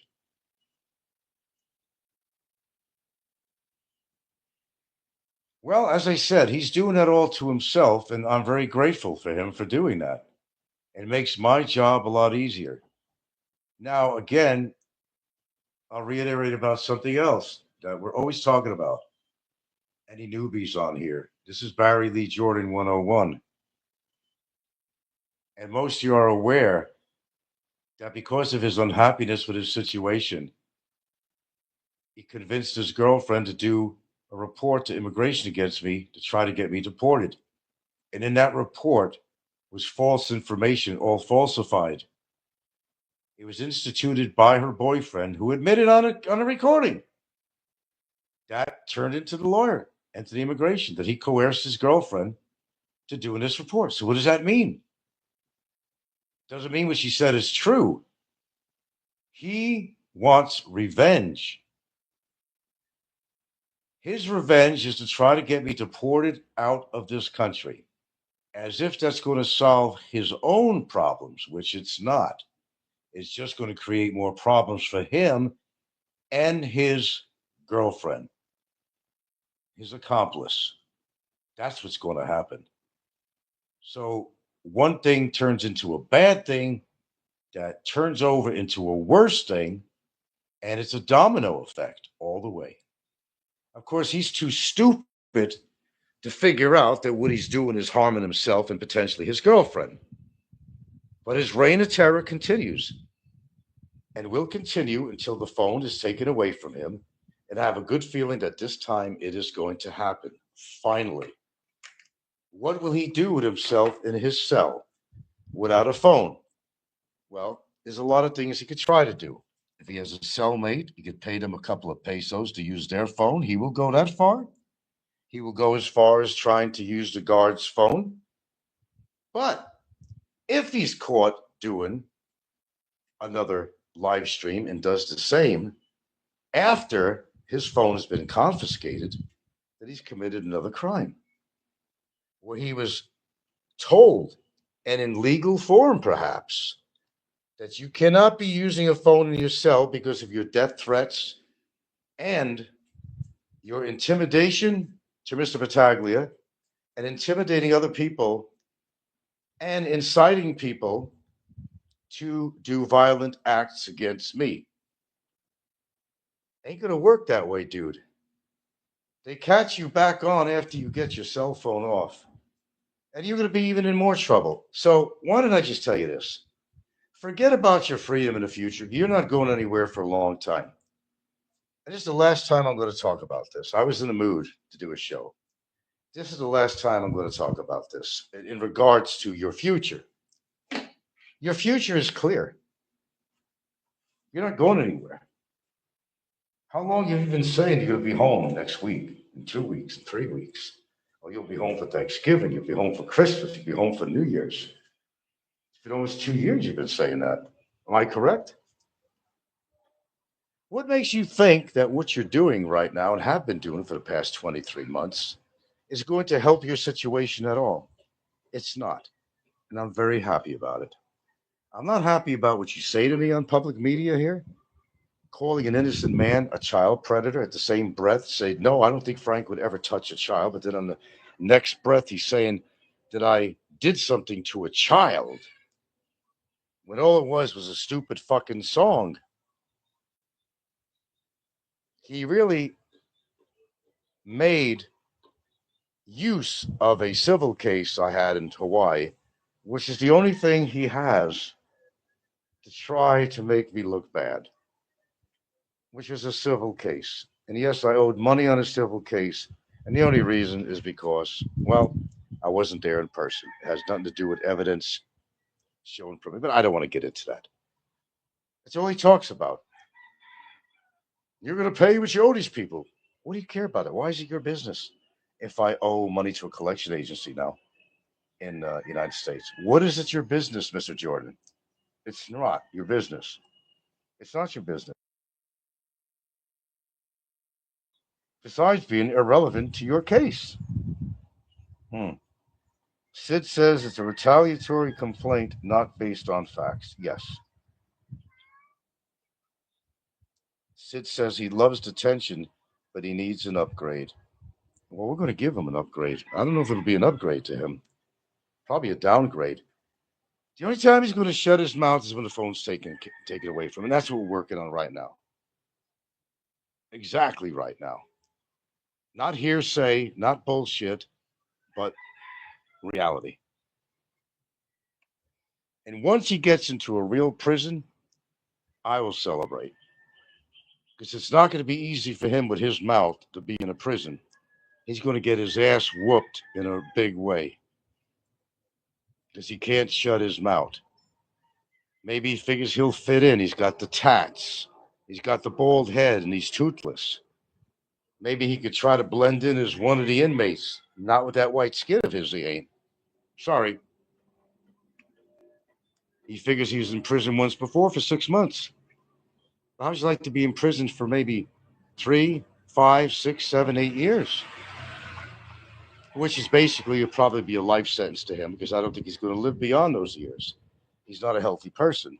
But hey, please don't let me stop you from doing your shows. I'm not going to stop you anyway because you're going to continue to do because you're an idiot, a moron.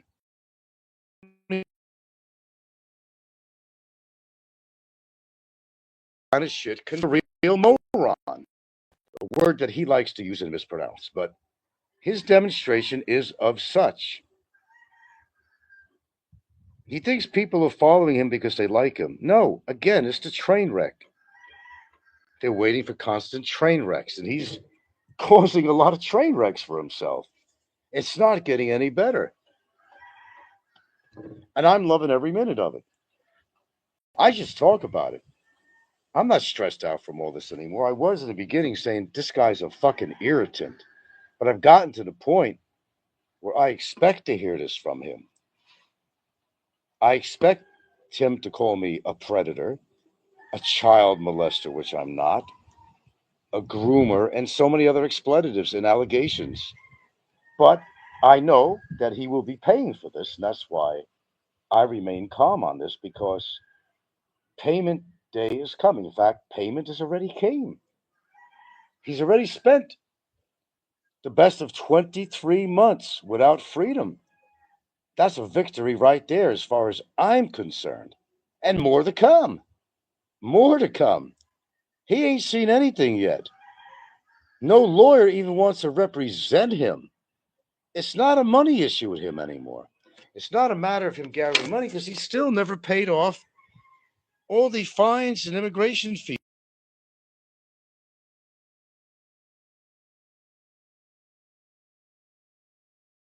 Any other penalties, anything else that's going to come up as a result of this trial. Lawyers' fees, punitive damages. And the list just, it goes on. The list just goes on. He doesn't understand what he's in for, but he will. I'm not going to pay you nothing, man, he says. You ain't getting a dime off of me. Cold in here. You ain't getting a dime off of me. Well, I don't have to. That's the beauty of this. If you can't or don't want to pay, you cannot play. You're going to be incarcerated even longer. Yeah, that's right, Barry Lee Jordan. I don't know what kind of strategy you think you're using, but your strategy has not worked at all, except with your ace in the hole of trying to get me deported. But if something like that ever happened, which I doubt, that's your only ace in the hole that you hold. That's it. But either way, it doesn't change your situation. Mr. Jordan is under the impression that if I got deported, that the case is over, that he's free. Nope. That's not true information. The case still goes on with or without me. As long as my lawyer is retained, the case goes on. He could act as proxy for me. He already has a power of attorney to speak for me. Absolutely. I don't need to be in that courtroom unless I have to testify, which is coming up. Whenever the next hearing is in 10 months, 3 months, 2 months, who knows? But he gets to enjoy his deluxe accommodations. Okay, Best and the Brightest is back. I disagree. I feel Obama is a coward. He will keep his mouth shut and do as he's told in prison. Yeah, well, it's going to be a different environment in prison. That's my point. Exactly. He'll quiet down in prison because he knows he's going to get the paddle. And I think you guys have seen the documentaries. You got inmates in charge now in there that help the guards out because they're understaffed. Too many people, not enough guards. So what they do in the prison system, as you probably very well know, they appoint trustees, they're called. These trustees will handle the other prisoners. And the reason they'll do that is because they get benefits from there. They may get more food. They may get better accommodations. It's a step up. And if they see, and these are the inmates,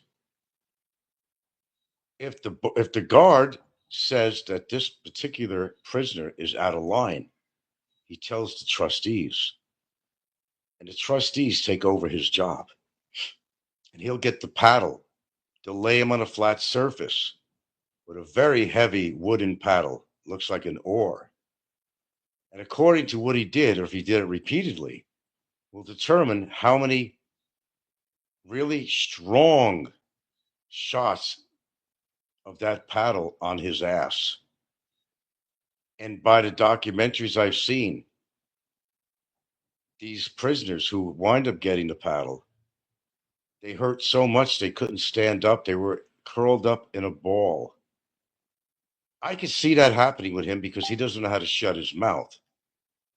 I could definitely see that. And that's what's got him into trouble the whole time because he can't shut his mouth. Not even with having 5 charges against him. He goes and does the same shit over and over again. How many times could I have to say that? Does it not absorb his fucking brain or what he has as a brain? That little pea that he calls a fucking brain. The IQ of a flea. And I don't know. I don't want to insult any fleas because they might have a bigger brain or better function than his fucking brain. And I could say that freely without any kind of criminal interaction for what I'm saying, without any disclaimer, because this is what he displays on his show. This is what everybody listens to and hears and sees. It's on public media. It's on a public platform. I can say that. I can say that because I've got recordings of it too to back it up. The beat goes on, but it's not an upbeat. It's a downbeat. He's downtrodden because he caused himself to be downtrodden because he can't shut his mouth. He's yelled at his own viewers, people that have donated to him and blocked him or called them a bunch of horrible names. Fuck you if you're not going to donate to me, and a lot of other expletives. This is what this man is all about. He's one of the most undesirable expats that could ever be in this country. I'm sure there's some like him or worse, but he's got to be on the top of the list.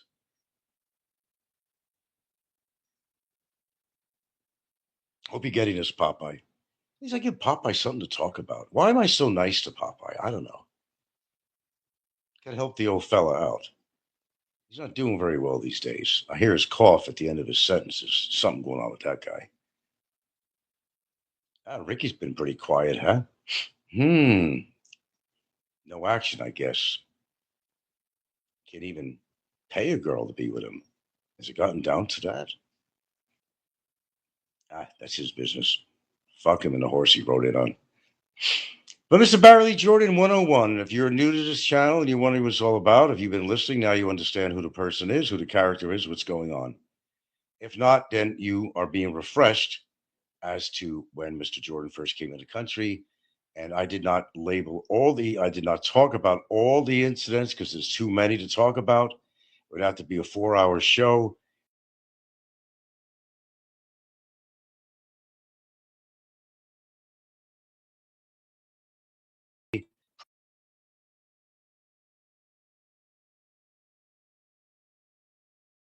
Left and right, but women, men, other and Filipinos, and on and on and on and on. Enjoy your future, Barry. It's not going to be a bright one, I assure you.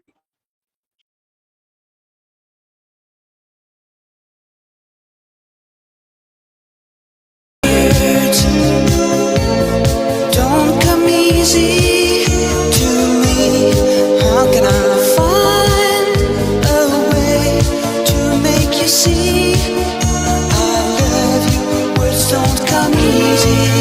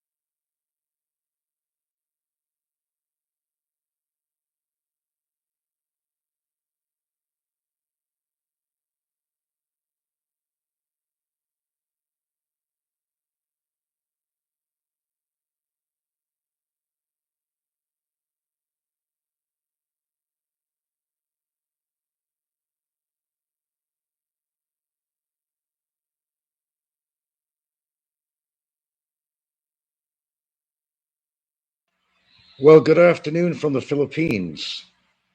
Thank you for stopping by. This is a subject I never touched upon before, but I was kind of enticed to talk about this because I find it so fascinating and stupid and mind-boggling at the same time. What am I talking about? I'm talking about being married and having multiple partners. Well, the first question is, why would a person get married in the first place? Why would they get married in the first place? If they wanted to have multiple partners? There's many questions. Did the current wife agree to have a open relationship? And if so, that's fine. But as many things happen in life, there's a lot of complications. Jealousy issues come about. They always will. They always do. Things become really complicated. Then the foreigner impregnates another woman while he's married. And I don't know where to go with this, really. It's so mind boggling. Now, here's the deal: you're a foreigner and you got a lot of money to flaunt around. Of course, you're going to attract the women. Is it real? Or is it the big wallet? It's always been a question. It seems to me that that's complicating someone's life. Don't get married to somebody if you have wandering eyes. Makes sense? Gets complicated. Now, what brought me into this subject, I have not listened to Big E's show.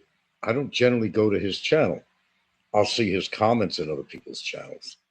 Now, we're not jumping on Big E. We're not attacking Big E. No, we're not. I made an observation in one of his videos that his extramarital girlfriend had a baby in her arms. And I'm like, man, I guess I'm really behind the times here. I guess I haven't done any catch up on this stuff. I don't use ketchup anyway. Rarely use mustard. But I mean, to each his own, absolutely. I still don't get it though. It's pretty obvious to a lot of people on here that Big E has definitely gone to big displays in the bars where he not only had his wife there, but he had Honeyco dancing on the dance floor. Then his wife would be doing some very sexual dances with Honeyco. And he was also seen caressing the breasts of his own wife in public. Now, I just think that's distasteful. That's entirely distasteful. But to each his own. If you've got that kind of money to flaunt around and live the so-called five-star lifestyle, then so be it. I guess you have certain privileges. But my understanding is that Big E is kind of a religious person, which I don't understand. The institution of marriage. Now, I know Big E's going to think I'm attacking him. I'm actually not, Eric. I'm not attacking you. I'm trying to understand your motives. I'm trying to understand where you're coming from on this. Do you feel that you're a very privileged person as such financially that you actually could actually build up a real life harem? Are you the Sheikh of Araby or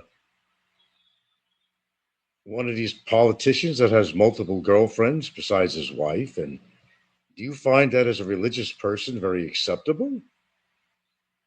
Sorry, there's a lot of hypocrisy that goes on YouTube. There's no question about that. Now, what he does and with who, I guess, would be his business, but he flaunts it on YouTube and he sends a really mixed message to a lot of his viewers. Now, everybody's afraid to talk about Big E. I'm not. I'm not afraid of Big E. I'm not afraid of his wallet. I'm not afraid of him. I'm just coming up with topic matter. I'm just saying from my observation, I do remember a while back when he was having problems with her and people posted some of his stuff on Facebook. He was having problems with his wife and had to do, correct me if I'm wrong, Biggie, had to do something with something financial. She was taking advantage of you or some shit like that. I'm sure you'll correct me. Nothing against her. I'm not saying she even did that. I remember somebody posted something from your Facebook, and I remember that. And you went off to another Asian country, and I don't know if it was Thailand or where you went. I think it might have been Vietnam at the time. And he had Honeyco meet him there. And I'm thinking, wait a minute, is this all a joke? I mean, for show? Apparently not. But apparently he found a way to settle the matter to make his wife very happy. Now, like I said, you could do what you want in your life, and nobody has to tell you actually how to live your life. No, that's true. They try to tell me how to live my life. I don't listen to that bullshit. But I'm just saying, there's so many oxymorons, there's hypocrisy, there's uh, just a lot of foolish things that I see YouTubers do all the time. Why does somebody need to complicate their life in that matter? That's the only question I have. Maybe it works for some people. They got that tolerance level for complications, jealousy in a relationship, what is more than one partner. I think having one partner, I think, is tough enough then to handle multiple partners. There might be money issues, jealousy issues. I'm just a curious guy, that's all. And that's why I brought this up. What works for Big E may not work for me. What works for Big E may not work for other people. But I'm not shooting him down. Not at all, Eric, and I'm not. I'm just trying to understand your way of thinking, your logic. Does the wallet control your social life? It's an honest question, man. I'm asking an honest question. You're pretty outward with your comments about me all the time, so why can't I be with you? Fair enough? Should be. Um, I don't know. It's just me. I mean, I could not display my woman bar grabbing her tits and having her dance sexually with another woman. I would never tolerate that. Well, first of all, she's not like that to begin with. So that's something I never had to worry about. And I would never get into a marriage with a woman if I wanted to live the single life. See, that's where I get confused. Is his, as they nickname him, Big Ego? Is that what this is all about? He's got a big ego? That his fat wallet is like a compass that directs him to this one, to that one, to this one. Expensive dinners, this, that to women. I wouldn't want to be with any woman that was going to want to be around me simply because I was rich. And I'm not rich at all by American standards and probably even by Filipino standards. I'm not rich. However, if I was, I wouldn't be a hypocrite because if you were saying that you're religious, you quote Bibles, this is why I don't get involved with organized religion because the hypocrisy is deafening. If somebody abided by God and the scriptures and everything else, why would you marry somebody, then cheat on them, and then make it very open and be with other women? It is my understanding, and I'm not religious, but I did have to go through all this early religious education as a child. I was always under the thought that you are, if you believe in God, that you are faithful to the woman that you married. So that's where the confusion comes in. Hypocrisy at its greatest level. Now, I'm not saying Big E is a bad man. He has his moments. I've heard shit he's talked about me, but I don't make my total judgment on that. I don't think he's a bad guy. However, uh, let's just say I find it fascinating to witness what I have through the years on YouTube and what people do with their life or should do or don't do or claim to do. And I'm still discombobulated with the whole thing. What is the purpose of getting married if you want to be single? I guess that's the question I'm asking. What is the purpose? Just remain a single man, see whoever you want. But then again, there are couples out there that have what you call an open relationship. I couldn't deal with that. Some people could, but that's not me. Could be other people, but it's not me. But I don't know. I think there's so much hypocrisy. Don't bother to get married if you want to live the life of a single man and date multiple women and have sex with multiple women and have babies. Now, I was kind of shocked, but wasn't shocked when I seen a video, and I never go to Big E's channel. Rarely, ever. I usually see his comments in other people's shows, but I never go to his channel. I can honestly tell you that until today. And there's Honeycomb with a baby in her arms. I'm saying, wait a minute. That's his kid. And on that comment section, ask if that was his baby. They want to know what was the situation. And he just smugs it off like, no big deal. I mean, I'm married and I had a kid with another woman. And they would ask, well, doesn't your wife mind? Does she mind? Well, apparently not. So maybe I'm just defeating the purpose of even talking about this. Because if you have willing parties and they all agree on something, I guess, well, what could you say? You can make note of it. And the fun part is with me where I just examine the hypocrisy of the whole thing. A religious person who enters the institution of marriage makes certain vows and all that stuff. Not to cheat on your woman, to take care of her, to this, to that. Then goes out on his woman, introduces somebody else into the relationship. Well, it must have been okay with his wife. Or maybe at one point it wasn't. But I do remember somebody's comments, and by the way, don't shoot the messenger. There was a financial arrangement with his wife, a financial arrangement. She was upset at him at one time, and he kind of settled the situation monetarily. That's what was said on a channel. And when something was actually put on there having to do with his Facebook page, I'm just a messenger, don't shoot me. It's all about money. It's all about money. The question is, would Big E be able to get these women, multiple women, if he didn't have a dime to his name? Probably not. No offense, Big E, but, your size is as big as your wallet. And maybe your dick is too. But there has to be some factor in there that attracts these women. And the wallet seems to work when it comes to foreigners, for the most part. So, to each his own. To each his own. And, if the shoe fits, wear it.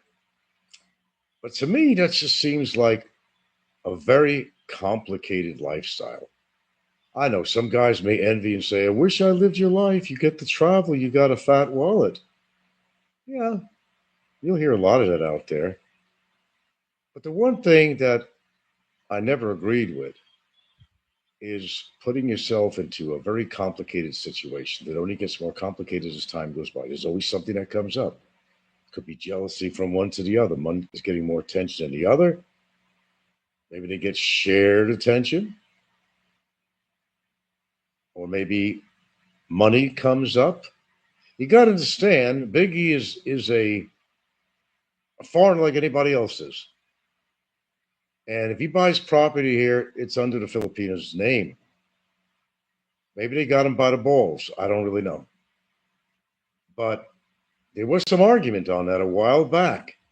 Something went down. Some monkey went funky. God bless you, Biggie. God bless you, Eric. To you and yours, I wish you all well with your lovely wife and your girlfriends and your child from another relationship. God bless you. God bless you all.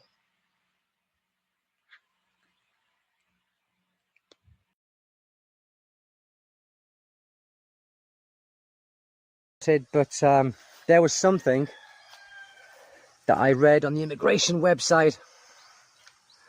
Well, it was on some website to do with immigration, whereas they are going to start checking criminal records from your home country.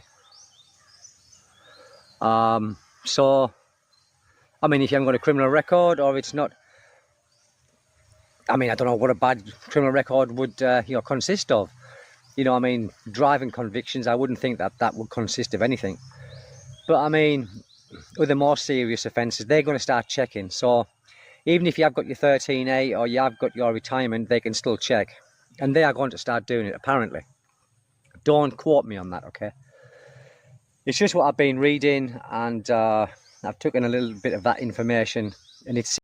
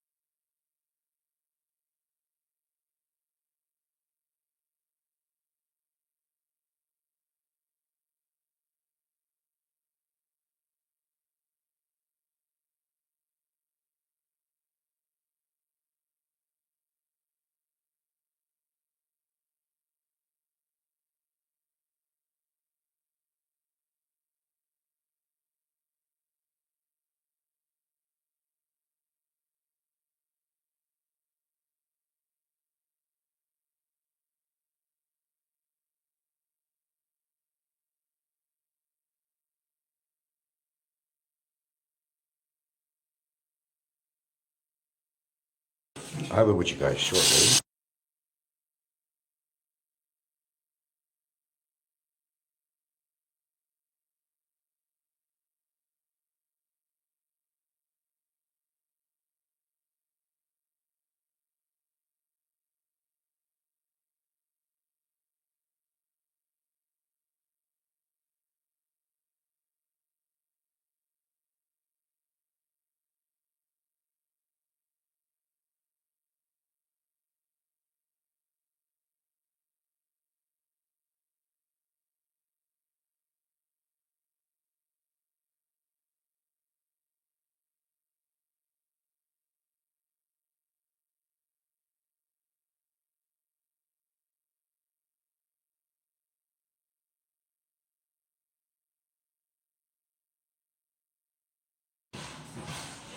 Okay, as usual, I'm multitasking, and I seem to do that quite a bit.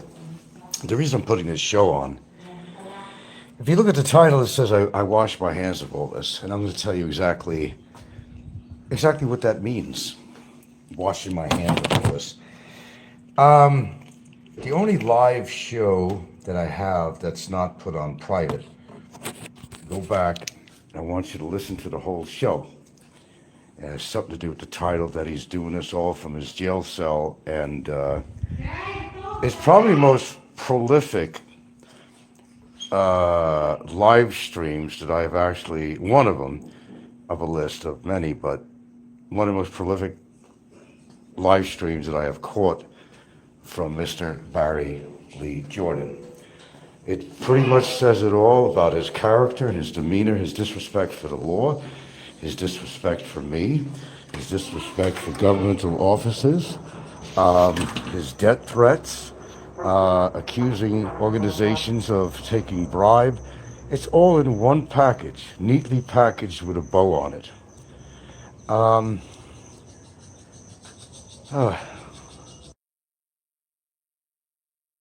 You know, I'm at this point where I have actually sent a few very informative email packages to very interested governmental offices in regards to this matter.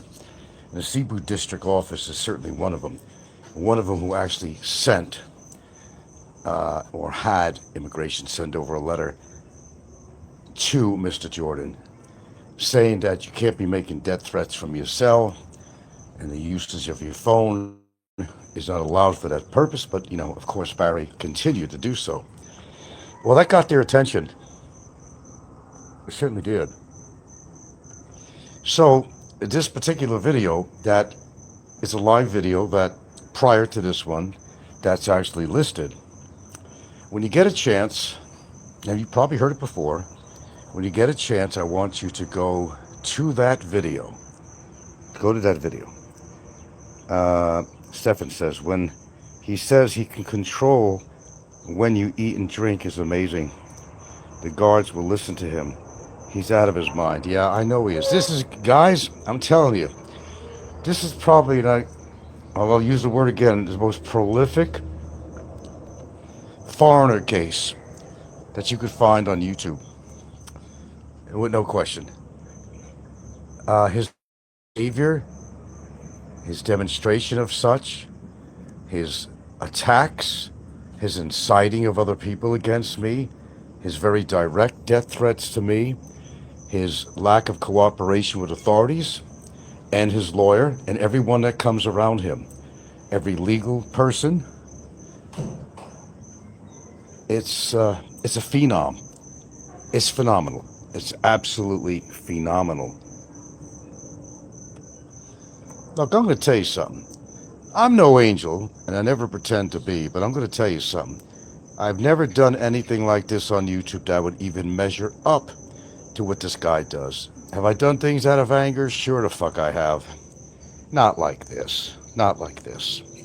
He's persistent, and he doesn't understand his position.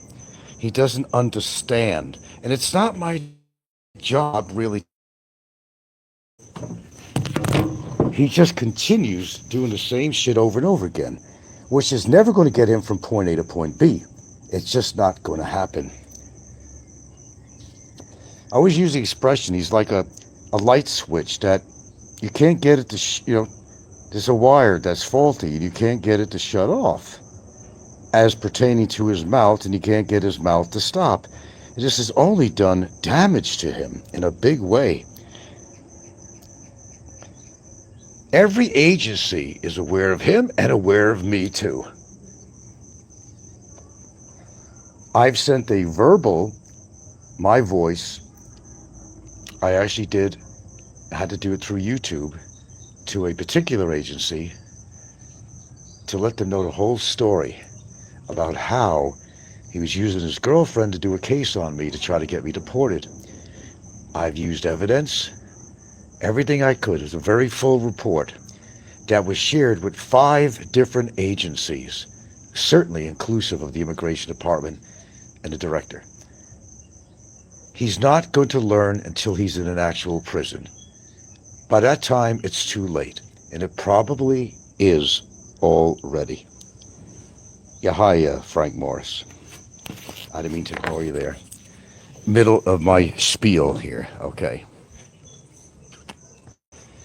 I could continually come on here and play recordings of Mr. Barry Jordan. I could do that forever because there's so much material. I just don't see the use anymore. What I did was I compiled. Now, by the way, my legal office that represents me has no problem with some of my outside information that I personally give to the various agencies involved. They don't have a problem with it because it is my job to provide evidence. And this was certainly discussed with them, and they seem to be okay with it.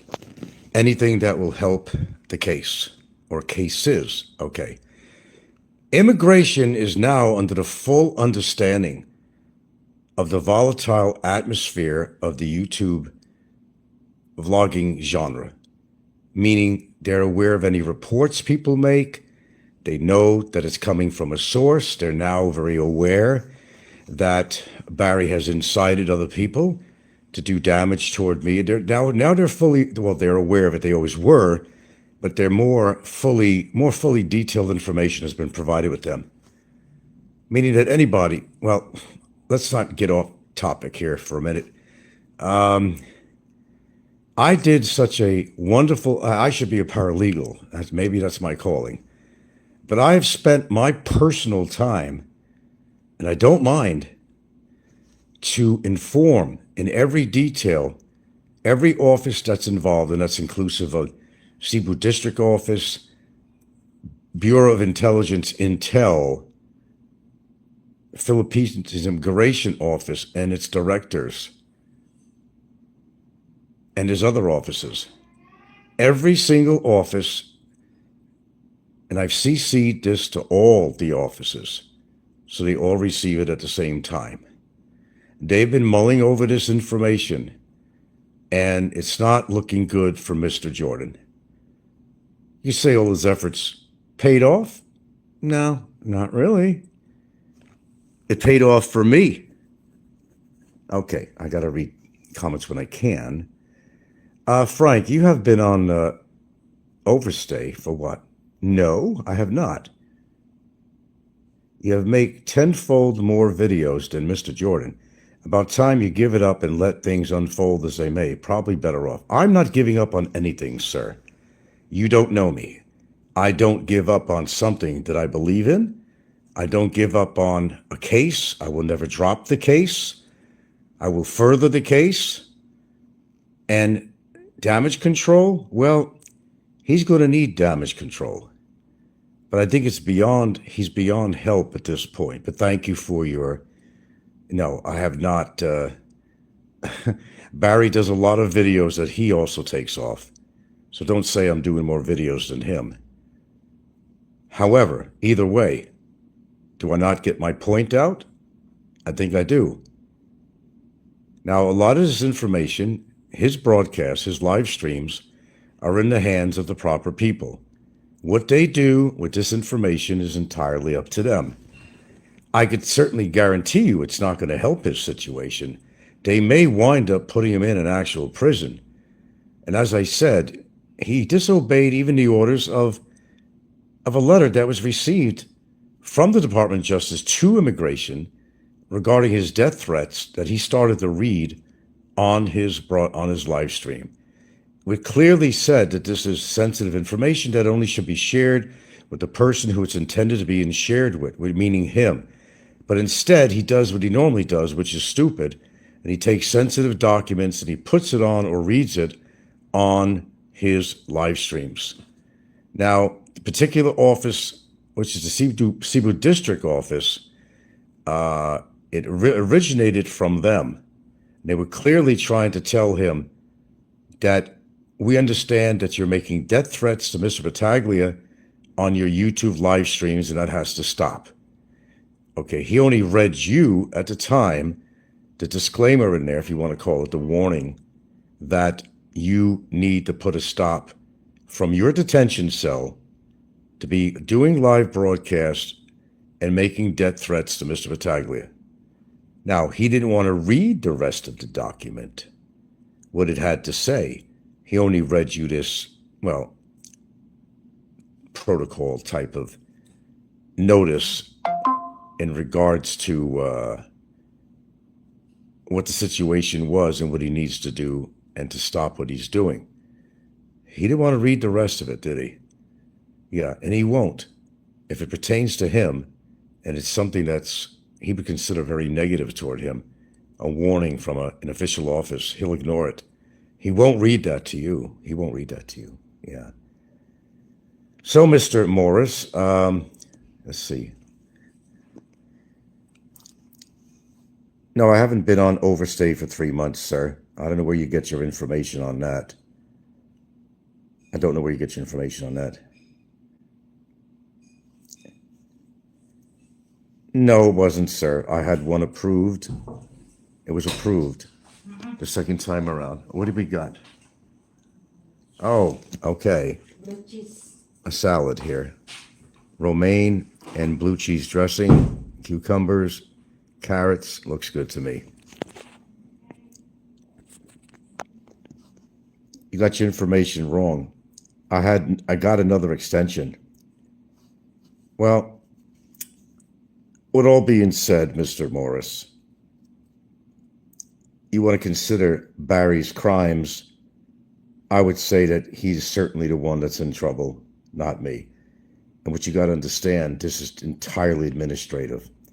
The fact I couldn't leave the country was because of this report. In other words, unlike Barry, who purposely did not pay his or do his ECCs for nearly 7 years, sir. Okay? Big difference. They put a hold on me being able to do that. In other words, it was not of my own doing. I even showed up at the immigration office to be very responsible, which is something Barry would never do. There ain't no downfall, buddy. And I see you're either Barry or somebody here. So normally I'm not doing like Barry does all the time and removing negative comments, but you're here to basically rebel rouse, and we don't need that on here. I'll answer comments, and I did answer yours. So with that being said, I at least addressed your comment before I took you off on here. There you go. Now, my life is not ruined. It's still it's only beginning. Mr. Jordan will most definitely be getting a ticket to a little worse situation than he has now where he's residing. And he did it all on his own. There's no excuse about it. I'm tired of him threatening my life. I'm tired of him talking about my girlfriend. I'm tired of him inciting violence on me.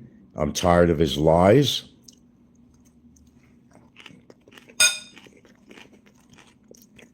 I'm tired, period. And I don't know when the next court date is. It's going to be a doozy. No lawyer wants to represent him. And even if he did find a lawyer, it's going to be rinse and repeat. He's very non-cooperative. They don't even want to represent him. He's gone through several lawyers already. What does that tell you? Tell you anything, Mr. Morris? Says a lot.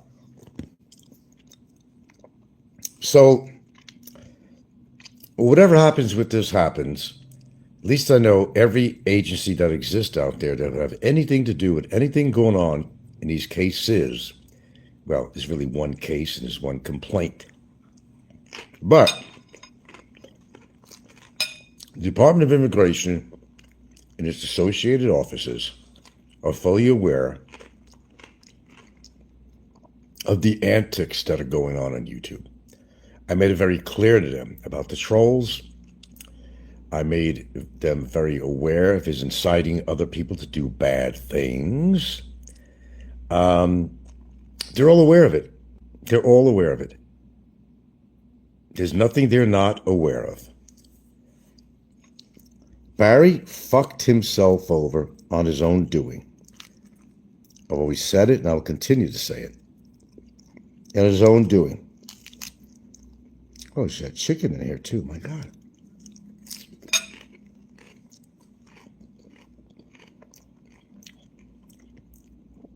There's absolutely no denial of what he's done. All I ask you, go to my last live show that's listed on there and listen to that whole show. It's not terribly long. Go listen to there and then formulate your own opinion. The guy was going out of his freaking mind. He's full of hate, full of bitterness. And every time he puts on a live stream, he does the same thing over and over again. You're supposed to feel sorry for a person like that? I don't see how. I just don't see how. People are just pissed off that Barry's getting what he deserves. They know what he's done. They know what he's done. But they're trying to convince themselves that I'm some kind of a villain on here. The real villain is Barry Lee Jordan. Someone who's thrown mud or kicked mud in the faces of his own donators. The man that is complete denial of everything he's done. The only crime I committed was not paying my immigration fees for 6.5, 7 years. He doesn't want to talk about his 5 charges. And I believe he knows where that's heading. It's pretty obvious. Don't take a fucking brain surgeon to figure out where this is going. 2 things. He's either going to be residing in his present location for a while longer, or he's going to be eventually transported to an actual prison for the interim of the case. It looks like it's heading in that direction. It really does. And of course, something that he just doesn't want to happen is for his cell phone and communication devices to be taken away from him. Then he'll understand how alone he really is. These people out there are not his friends. Barry is just an ongoing train wreck to all his viewers and so-called supporters. Just a train wreck that people are enjoying to listen. I could understand why. It's been very entertaining to me too. To a point. But he's paying a price and has been all along. And will continue to pay the price of what he's done on social media in regards to me and mine. It takes a lot for people to wake up and learn from their mistakes, but this is a man that can't seem to learn from his mistakes. He just keeps on making more. You can't have sympathy for somebody like that. There's no reason for sympathy for someone like that. He sets his own future by what he says and continually using his phone for the said purpose of coming on YouTube and running his mouth, which got him into trouble in the first place. This is a man that's not going to learn. Just forget it. Throw it out the window. That's over. That's done. He's not going to learn.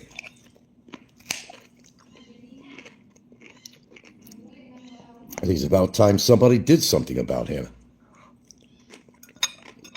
And I did. And I will continually do so. Stefan says, all of his supporters should ask themselves, would like Barry to date their daughters or sisters? We all know what the answer would be. You'd be completely right. You know, put the shoes on the other foot, guys. Your feet. Would you support this fucking criminal? Would you support him? Yeah, would you want your daughter or niece or sister or whatever to be involved with a man of this caliber? Likely not. This has been a learning experience for me too. I've learned a lot about human nature from YouTube.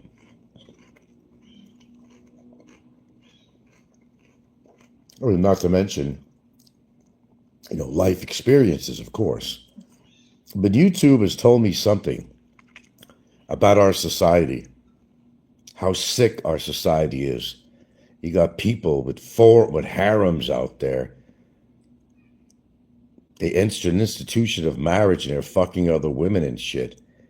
I don't know what's wrong. People are killing each other in schools, in offices, in stadiums.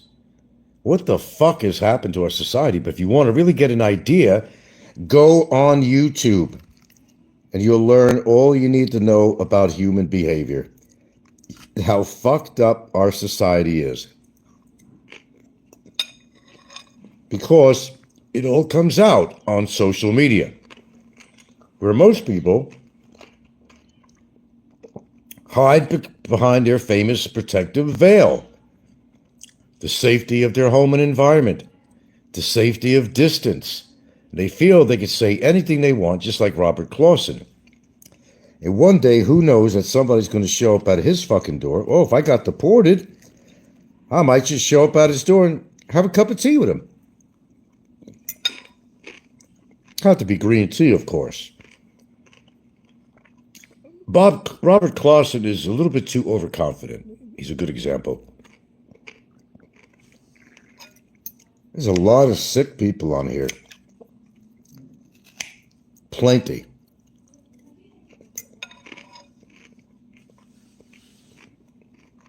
Pardon me, I am eating a salad, and I'm going to eat it while I'm talking.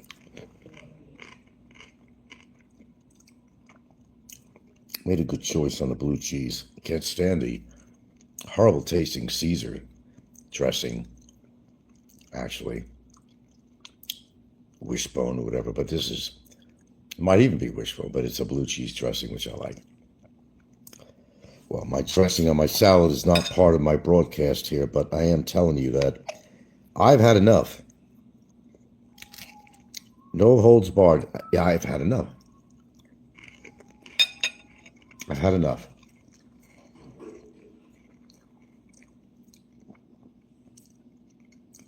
Coming Wednesday to Twister. It's a documentary. You guys have been listening to this crap for a long time. I do understand it does bring you entertainment. There's an entertainment value to this. But I'm going to tell you, wear my shoes. And see how you feel. And see if you feel justified to do what I'm doing. You'll see justification. You certainly will. There's no doubt about it. This guy has to be knocked down about 10 pegs to the realm of reality. And people like him.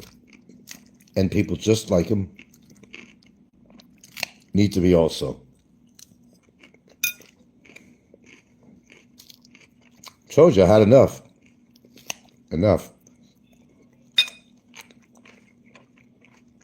Some people want to see me get ousted out of the country.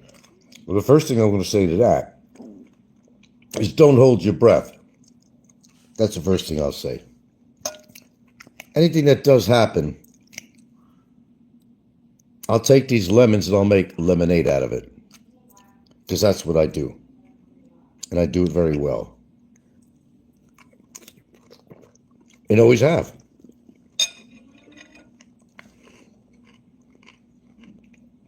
But as I said, I can't make no guarantees that anybody involved with him, whether it's regarding a complaint for deportation or otherwise, I'm not making no guarantees that there's not going to be some collateral damage.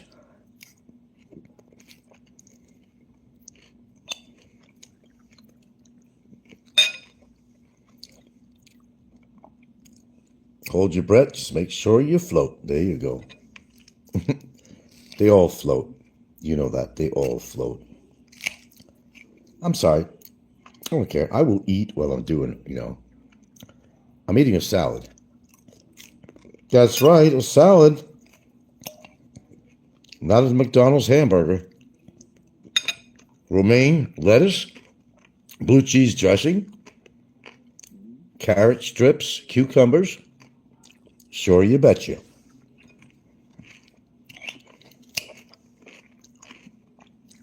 I'm not going to destroy my body with everything.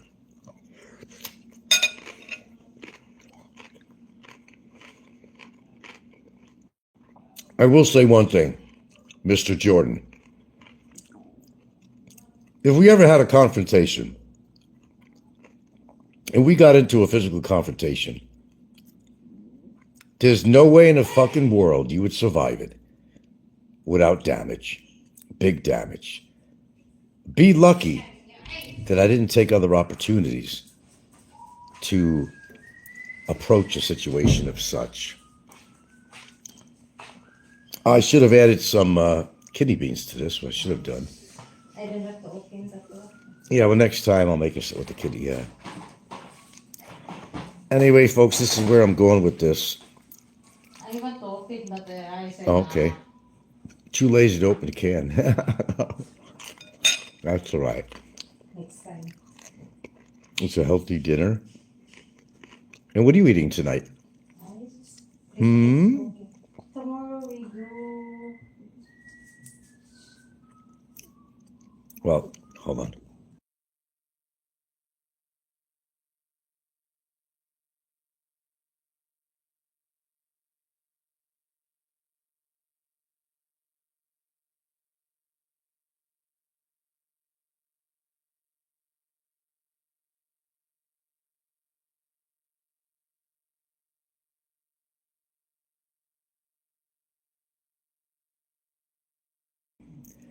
Okay, pardon me, I had to talk to somebody here. No internet. No internet? What do you mean no internet? We can connect for internet. I got internet. I'm doing a live. I got internet. I don't know why you don't.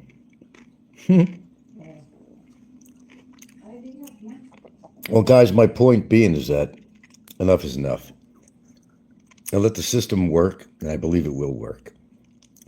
But unfortunately, it's going to work against Mr. Jordan and any of his accomplices, including his girlfriend.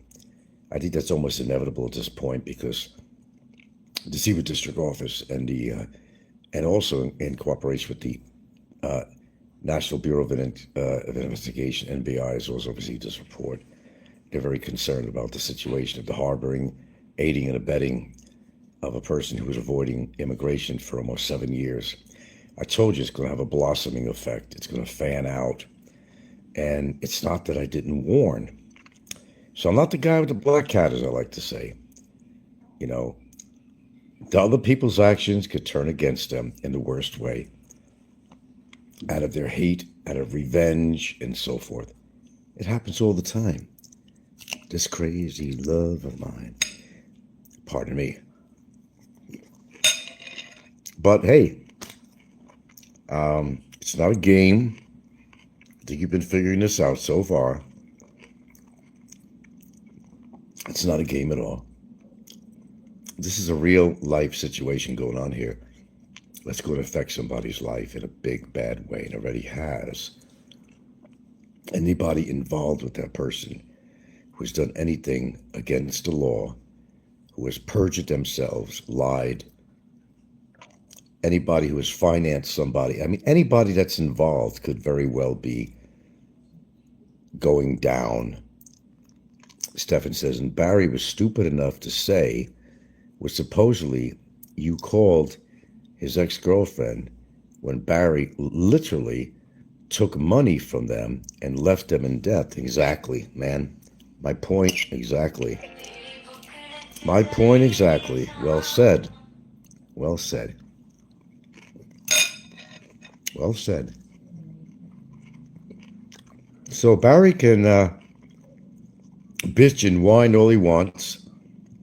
I understand completely that he's venting. I mean, what else is he going to do?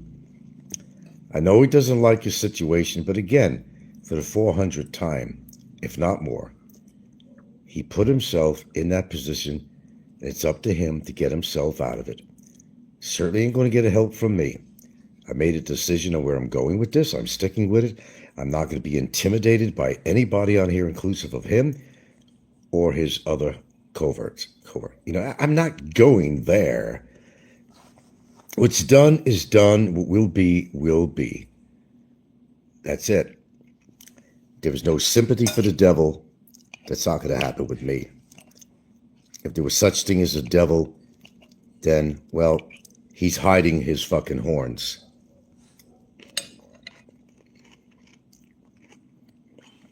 Okay, well, hopefully you all heard what you want to hear, but I'm going to advise you to go to my last live that I kept on, and I want you to listen to that. It's not terribly long, but it's as informative as it could ever be about Mr. Jordan's disposition, his demeanor, his behavior, his character, his mental illness, if you believe that applies, and listen to everything he had to say. Some of his death threats were on there, in fact. Lying. Always. Accusing immigration for taking bribes. It's all in one neat little package on that one video.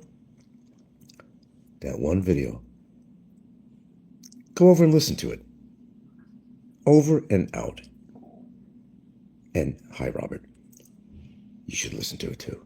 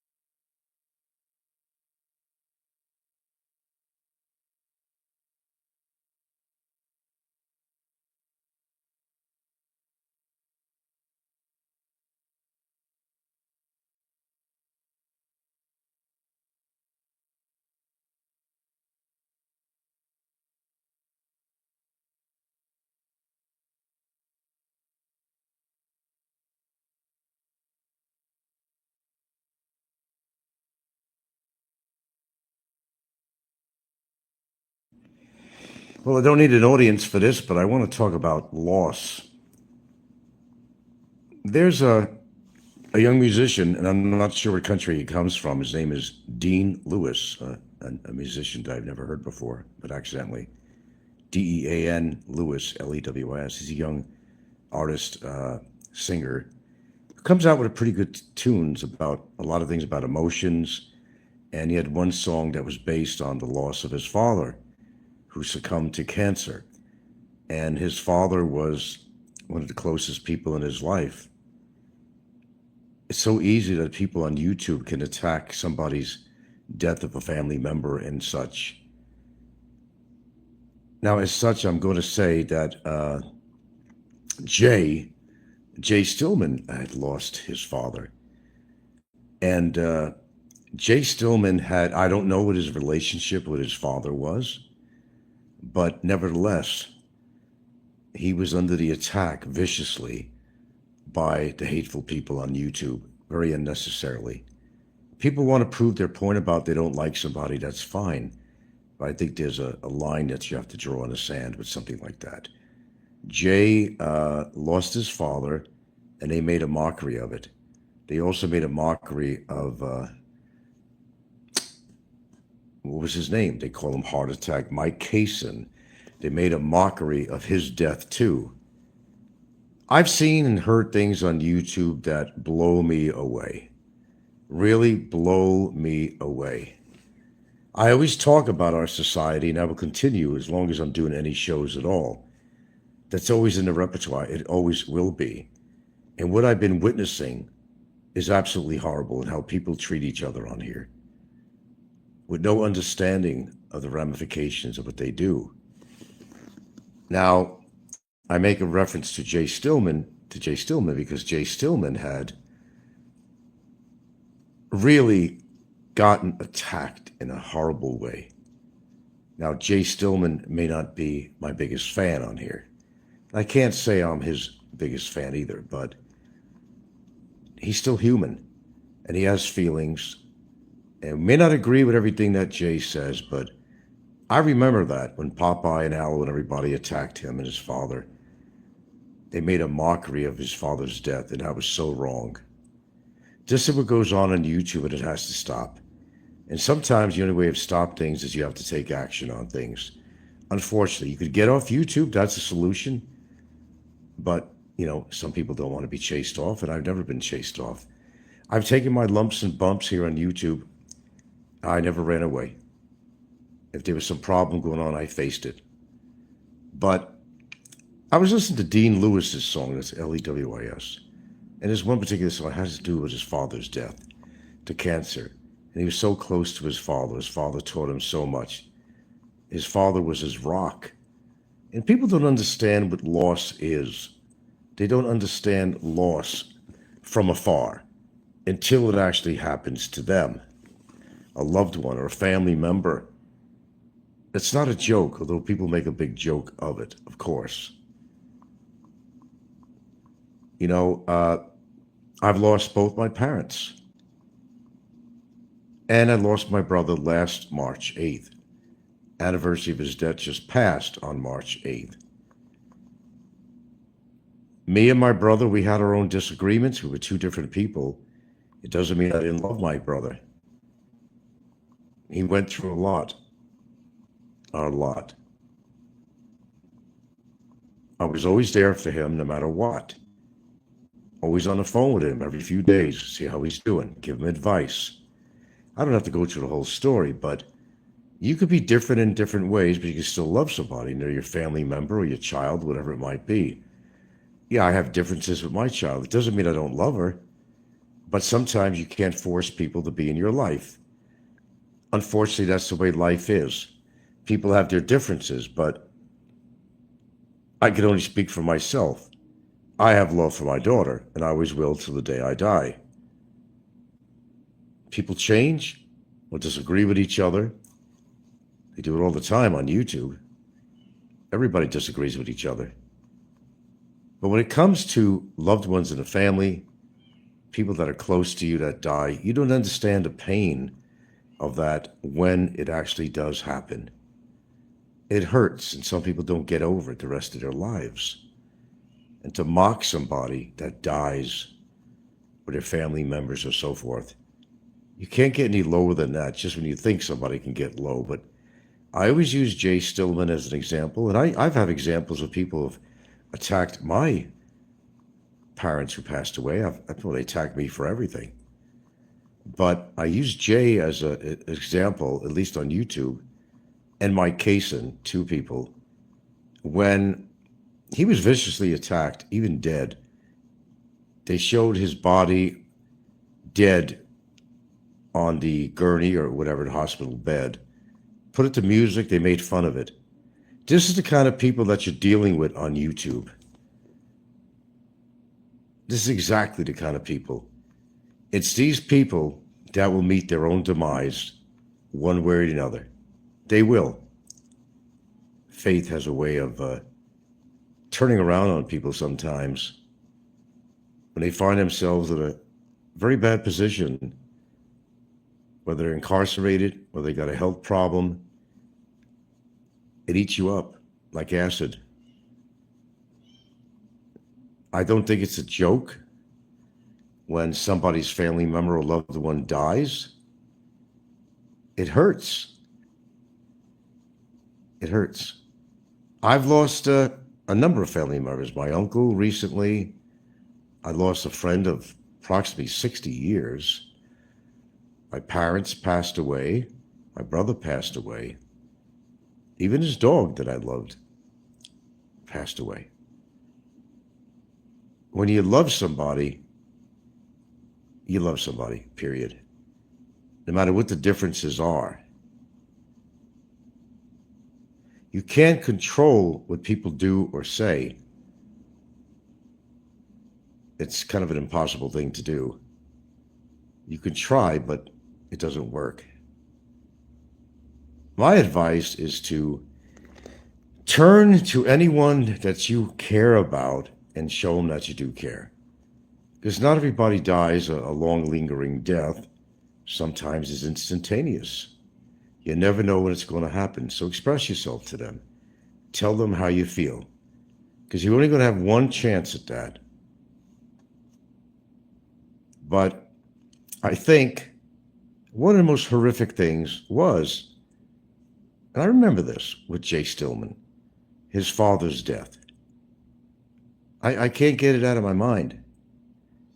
Jay, call him what you want, or think what he is, whether you think he's vile or whatever, didn't deserve. And I did stick up for Jay.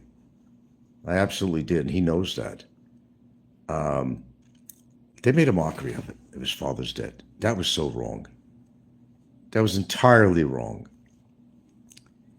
You know, sometimes I say to myself, why do I even bother to come on YouTube? Because I always have something to say, and I realize I do.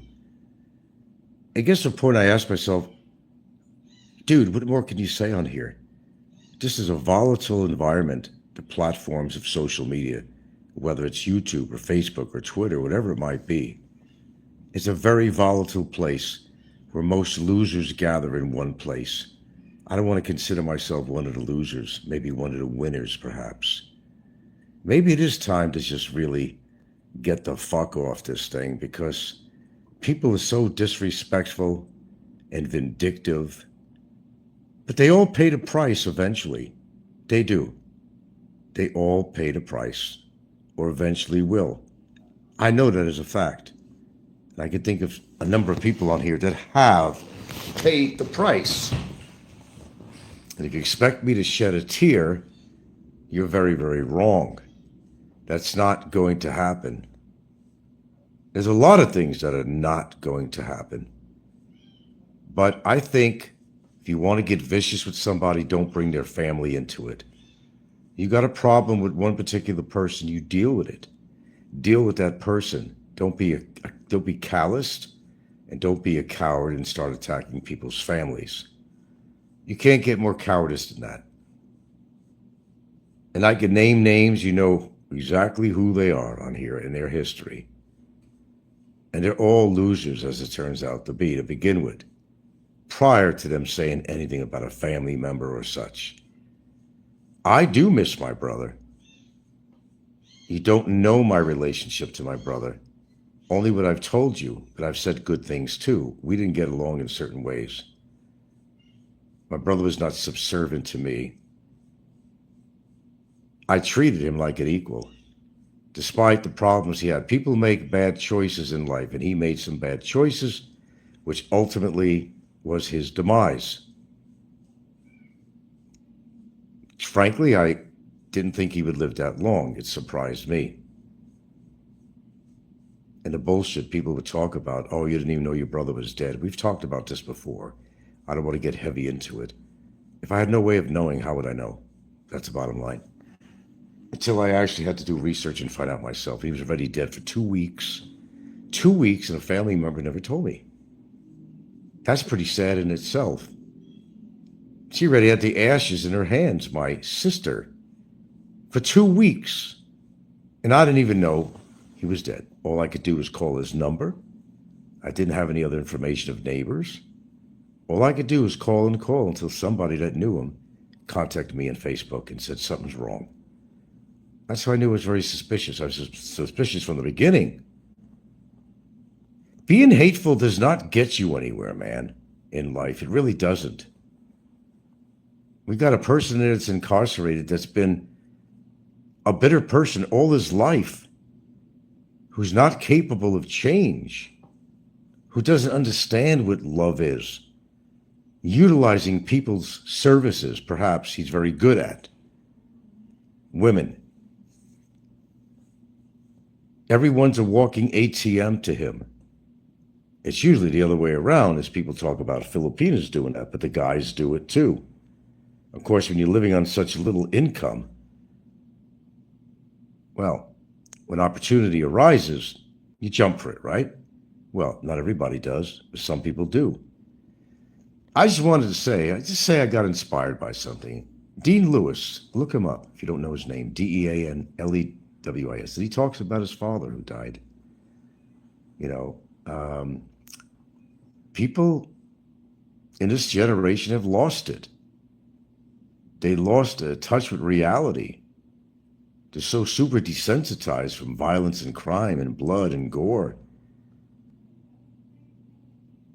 the last 2 generations were the most fucked up generations ever in the history of mankind. Fathers were not usually there. When it came to Generation X, that was really the deep end of the swimming pool of irresponsible parents. The father usually wasn't in the picture. The mother had to raise them, but she had to take a job at the same time. She was not there to discipline the kids, and she didn't know what the hell they were doing. Kids met the wrong people, they ran amok, and disaster always happened as a result of that. Broken families, dysfunctional families, and it's getting worse. People don't know what or who to trust. We got a president in office now that's been there before. He didn't do shit then, and he ain't doing shit now. He's turning other countries against the country that he represents. He's creating a big problem financially for people. There's going to be a recession. He says it's okay to suffer. It'll be over in a couple of years, but people can't wait a couple of years. Trade wars, etc. Like I said, one of the reasons I don't vote, well, because I can't from here, but I wasn't a big voter because I never trusted any politician, any of them. People became a politician very rarely were they really caring about the American people. I think President Kennedy did.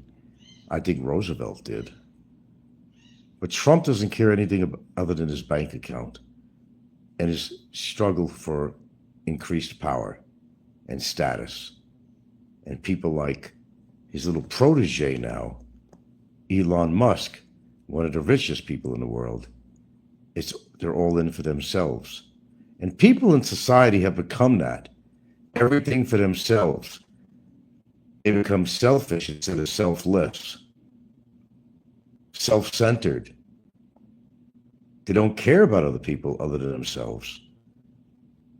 People don't even know what love is. There's so much going on in people's lives the past 20 years especially. In and out, up and down in the economy. People know whether they're coming or going. They don't know whether to buy that new car, new house. Because they can't trust the system. They can't trust the system. They can't trust the governing offices that are all corrupt. Who can you trust anymore? Who? Sometimes you can't even trust your own family. And that's a fact. And if anybody knows it, I do. Everybody is quick to blame somebody. Oh, it's got to be your fault that somebody in your family is not talking to you or whatever. They come up with their own conclusions without knowing the details, without knowing what the relationship was like. It's real easy to throw out a lot of accusations, inferences, references, and hearsay when you don't know anything. You just don't get involved with people's family affairs is what you have to practice. It could be you taking a loss to a family member. How would you feel? How would you feel if somebody very close to you, whether it's your girlfriend, wife, your mother, your father, a family member? How would you feel with that loss, especially if you were close to them in your own way? It hurts, doesn't it? Yeah. So I've been through numerous losses in my life. And by the way, that even includes my dogs in the past. They were part of my family. That's right, family. Obviously not blood related. As someone quoted, nobody's your family if they're not blood related. Oh, God. I said enough. Really, I just said enough. I'm going to watch a movie. I get so disgusted on what I witness with people. That's one of the reasons I don't want to bother with foreigners out here. Very few. I didn't come out here to spend my time in Dumageddon or somewhere with 1,000 fucking trillion fucking foreigners. I am here for my woman, and I'm here for the culture too. I actually am. They are good people out here. But like anybody else, they have fault, as we all do.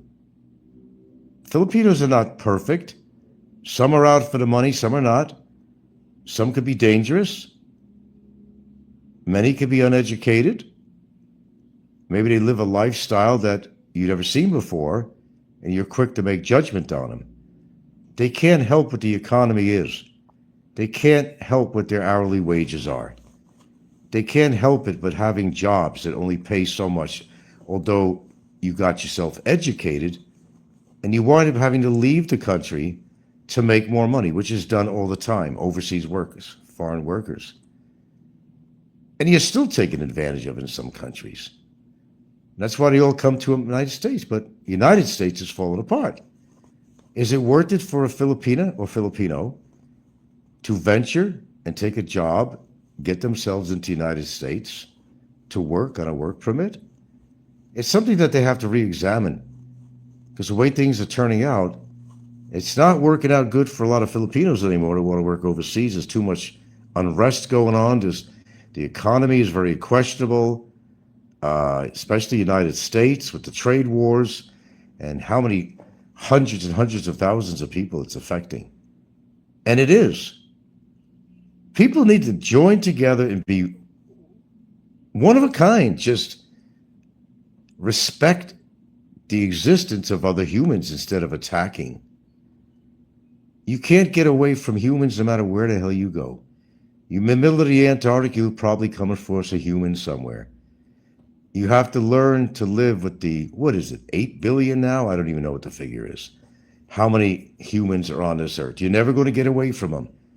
So you have to learn to live with them in harmony, as much as you have to live in harmony with the environment, which is disrespected all the time. That's my spiel for tonight. Yeah, I'm growing tired of this. You know, I'm a man that likes to take care of business. That's exactly what I'm doing. So I could fully retire from this boob tube. It's just a world of hate on here. Absolute hate and disgust. But people will pay the price. They know who they are, one way or the other.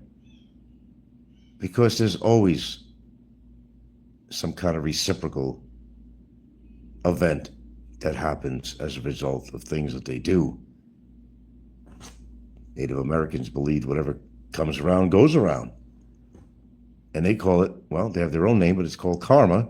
We know it as karma.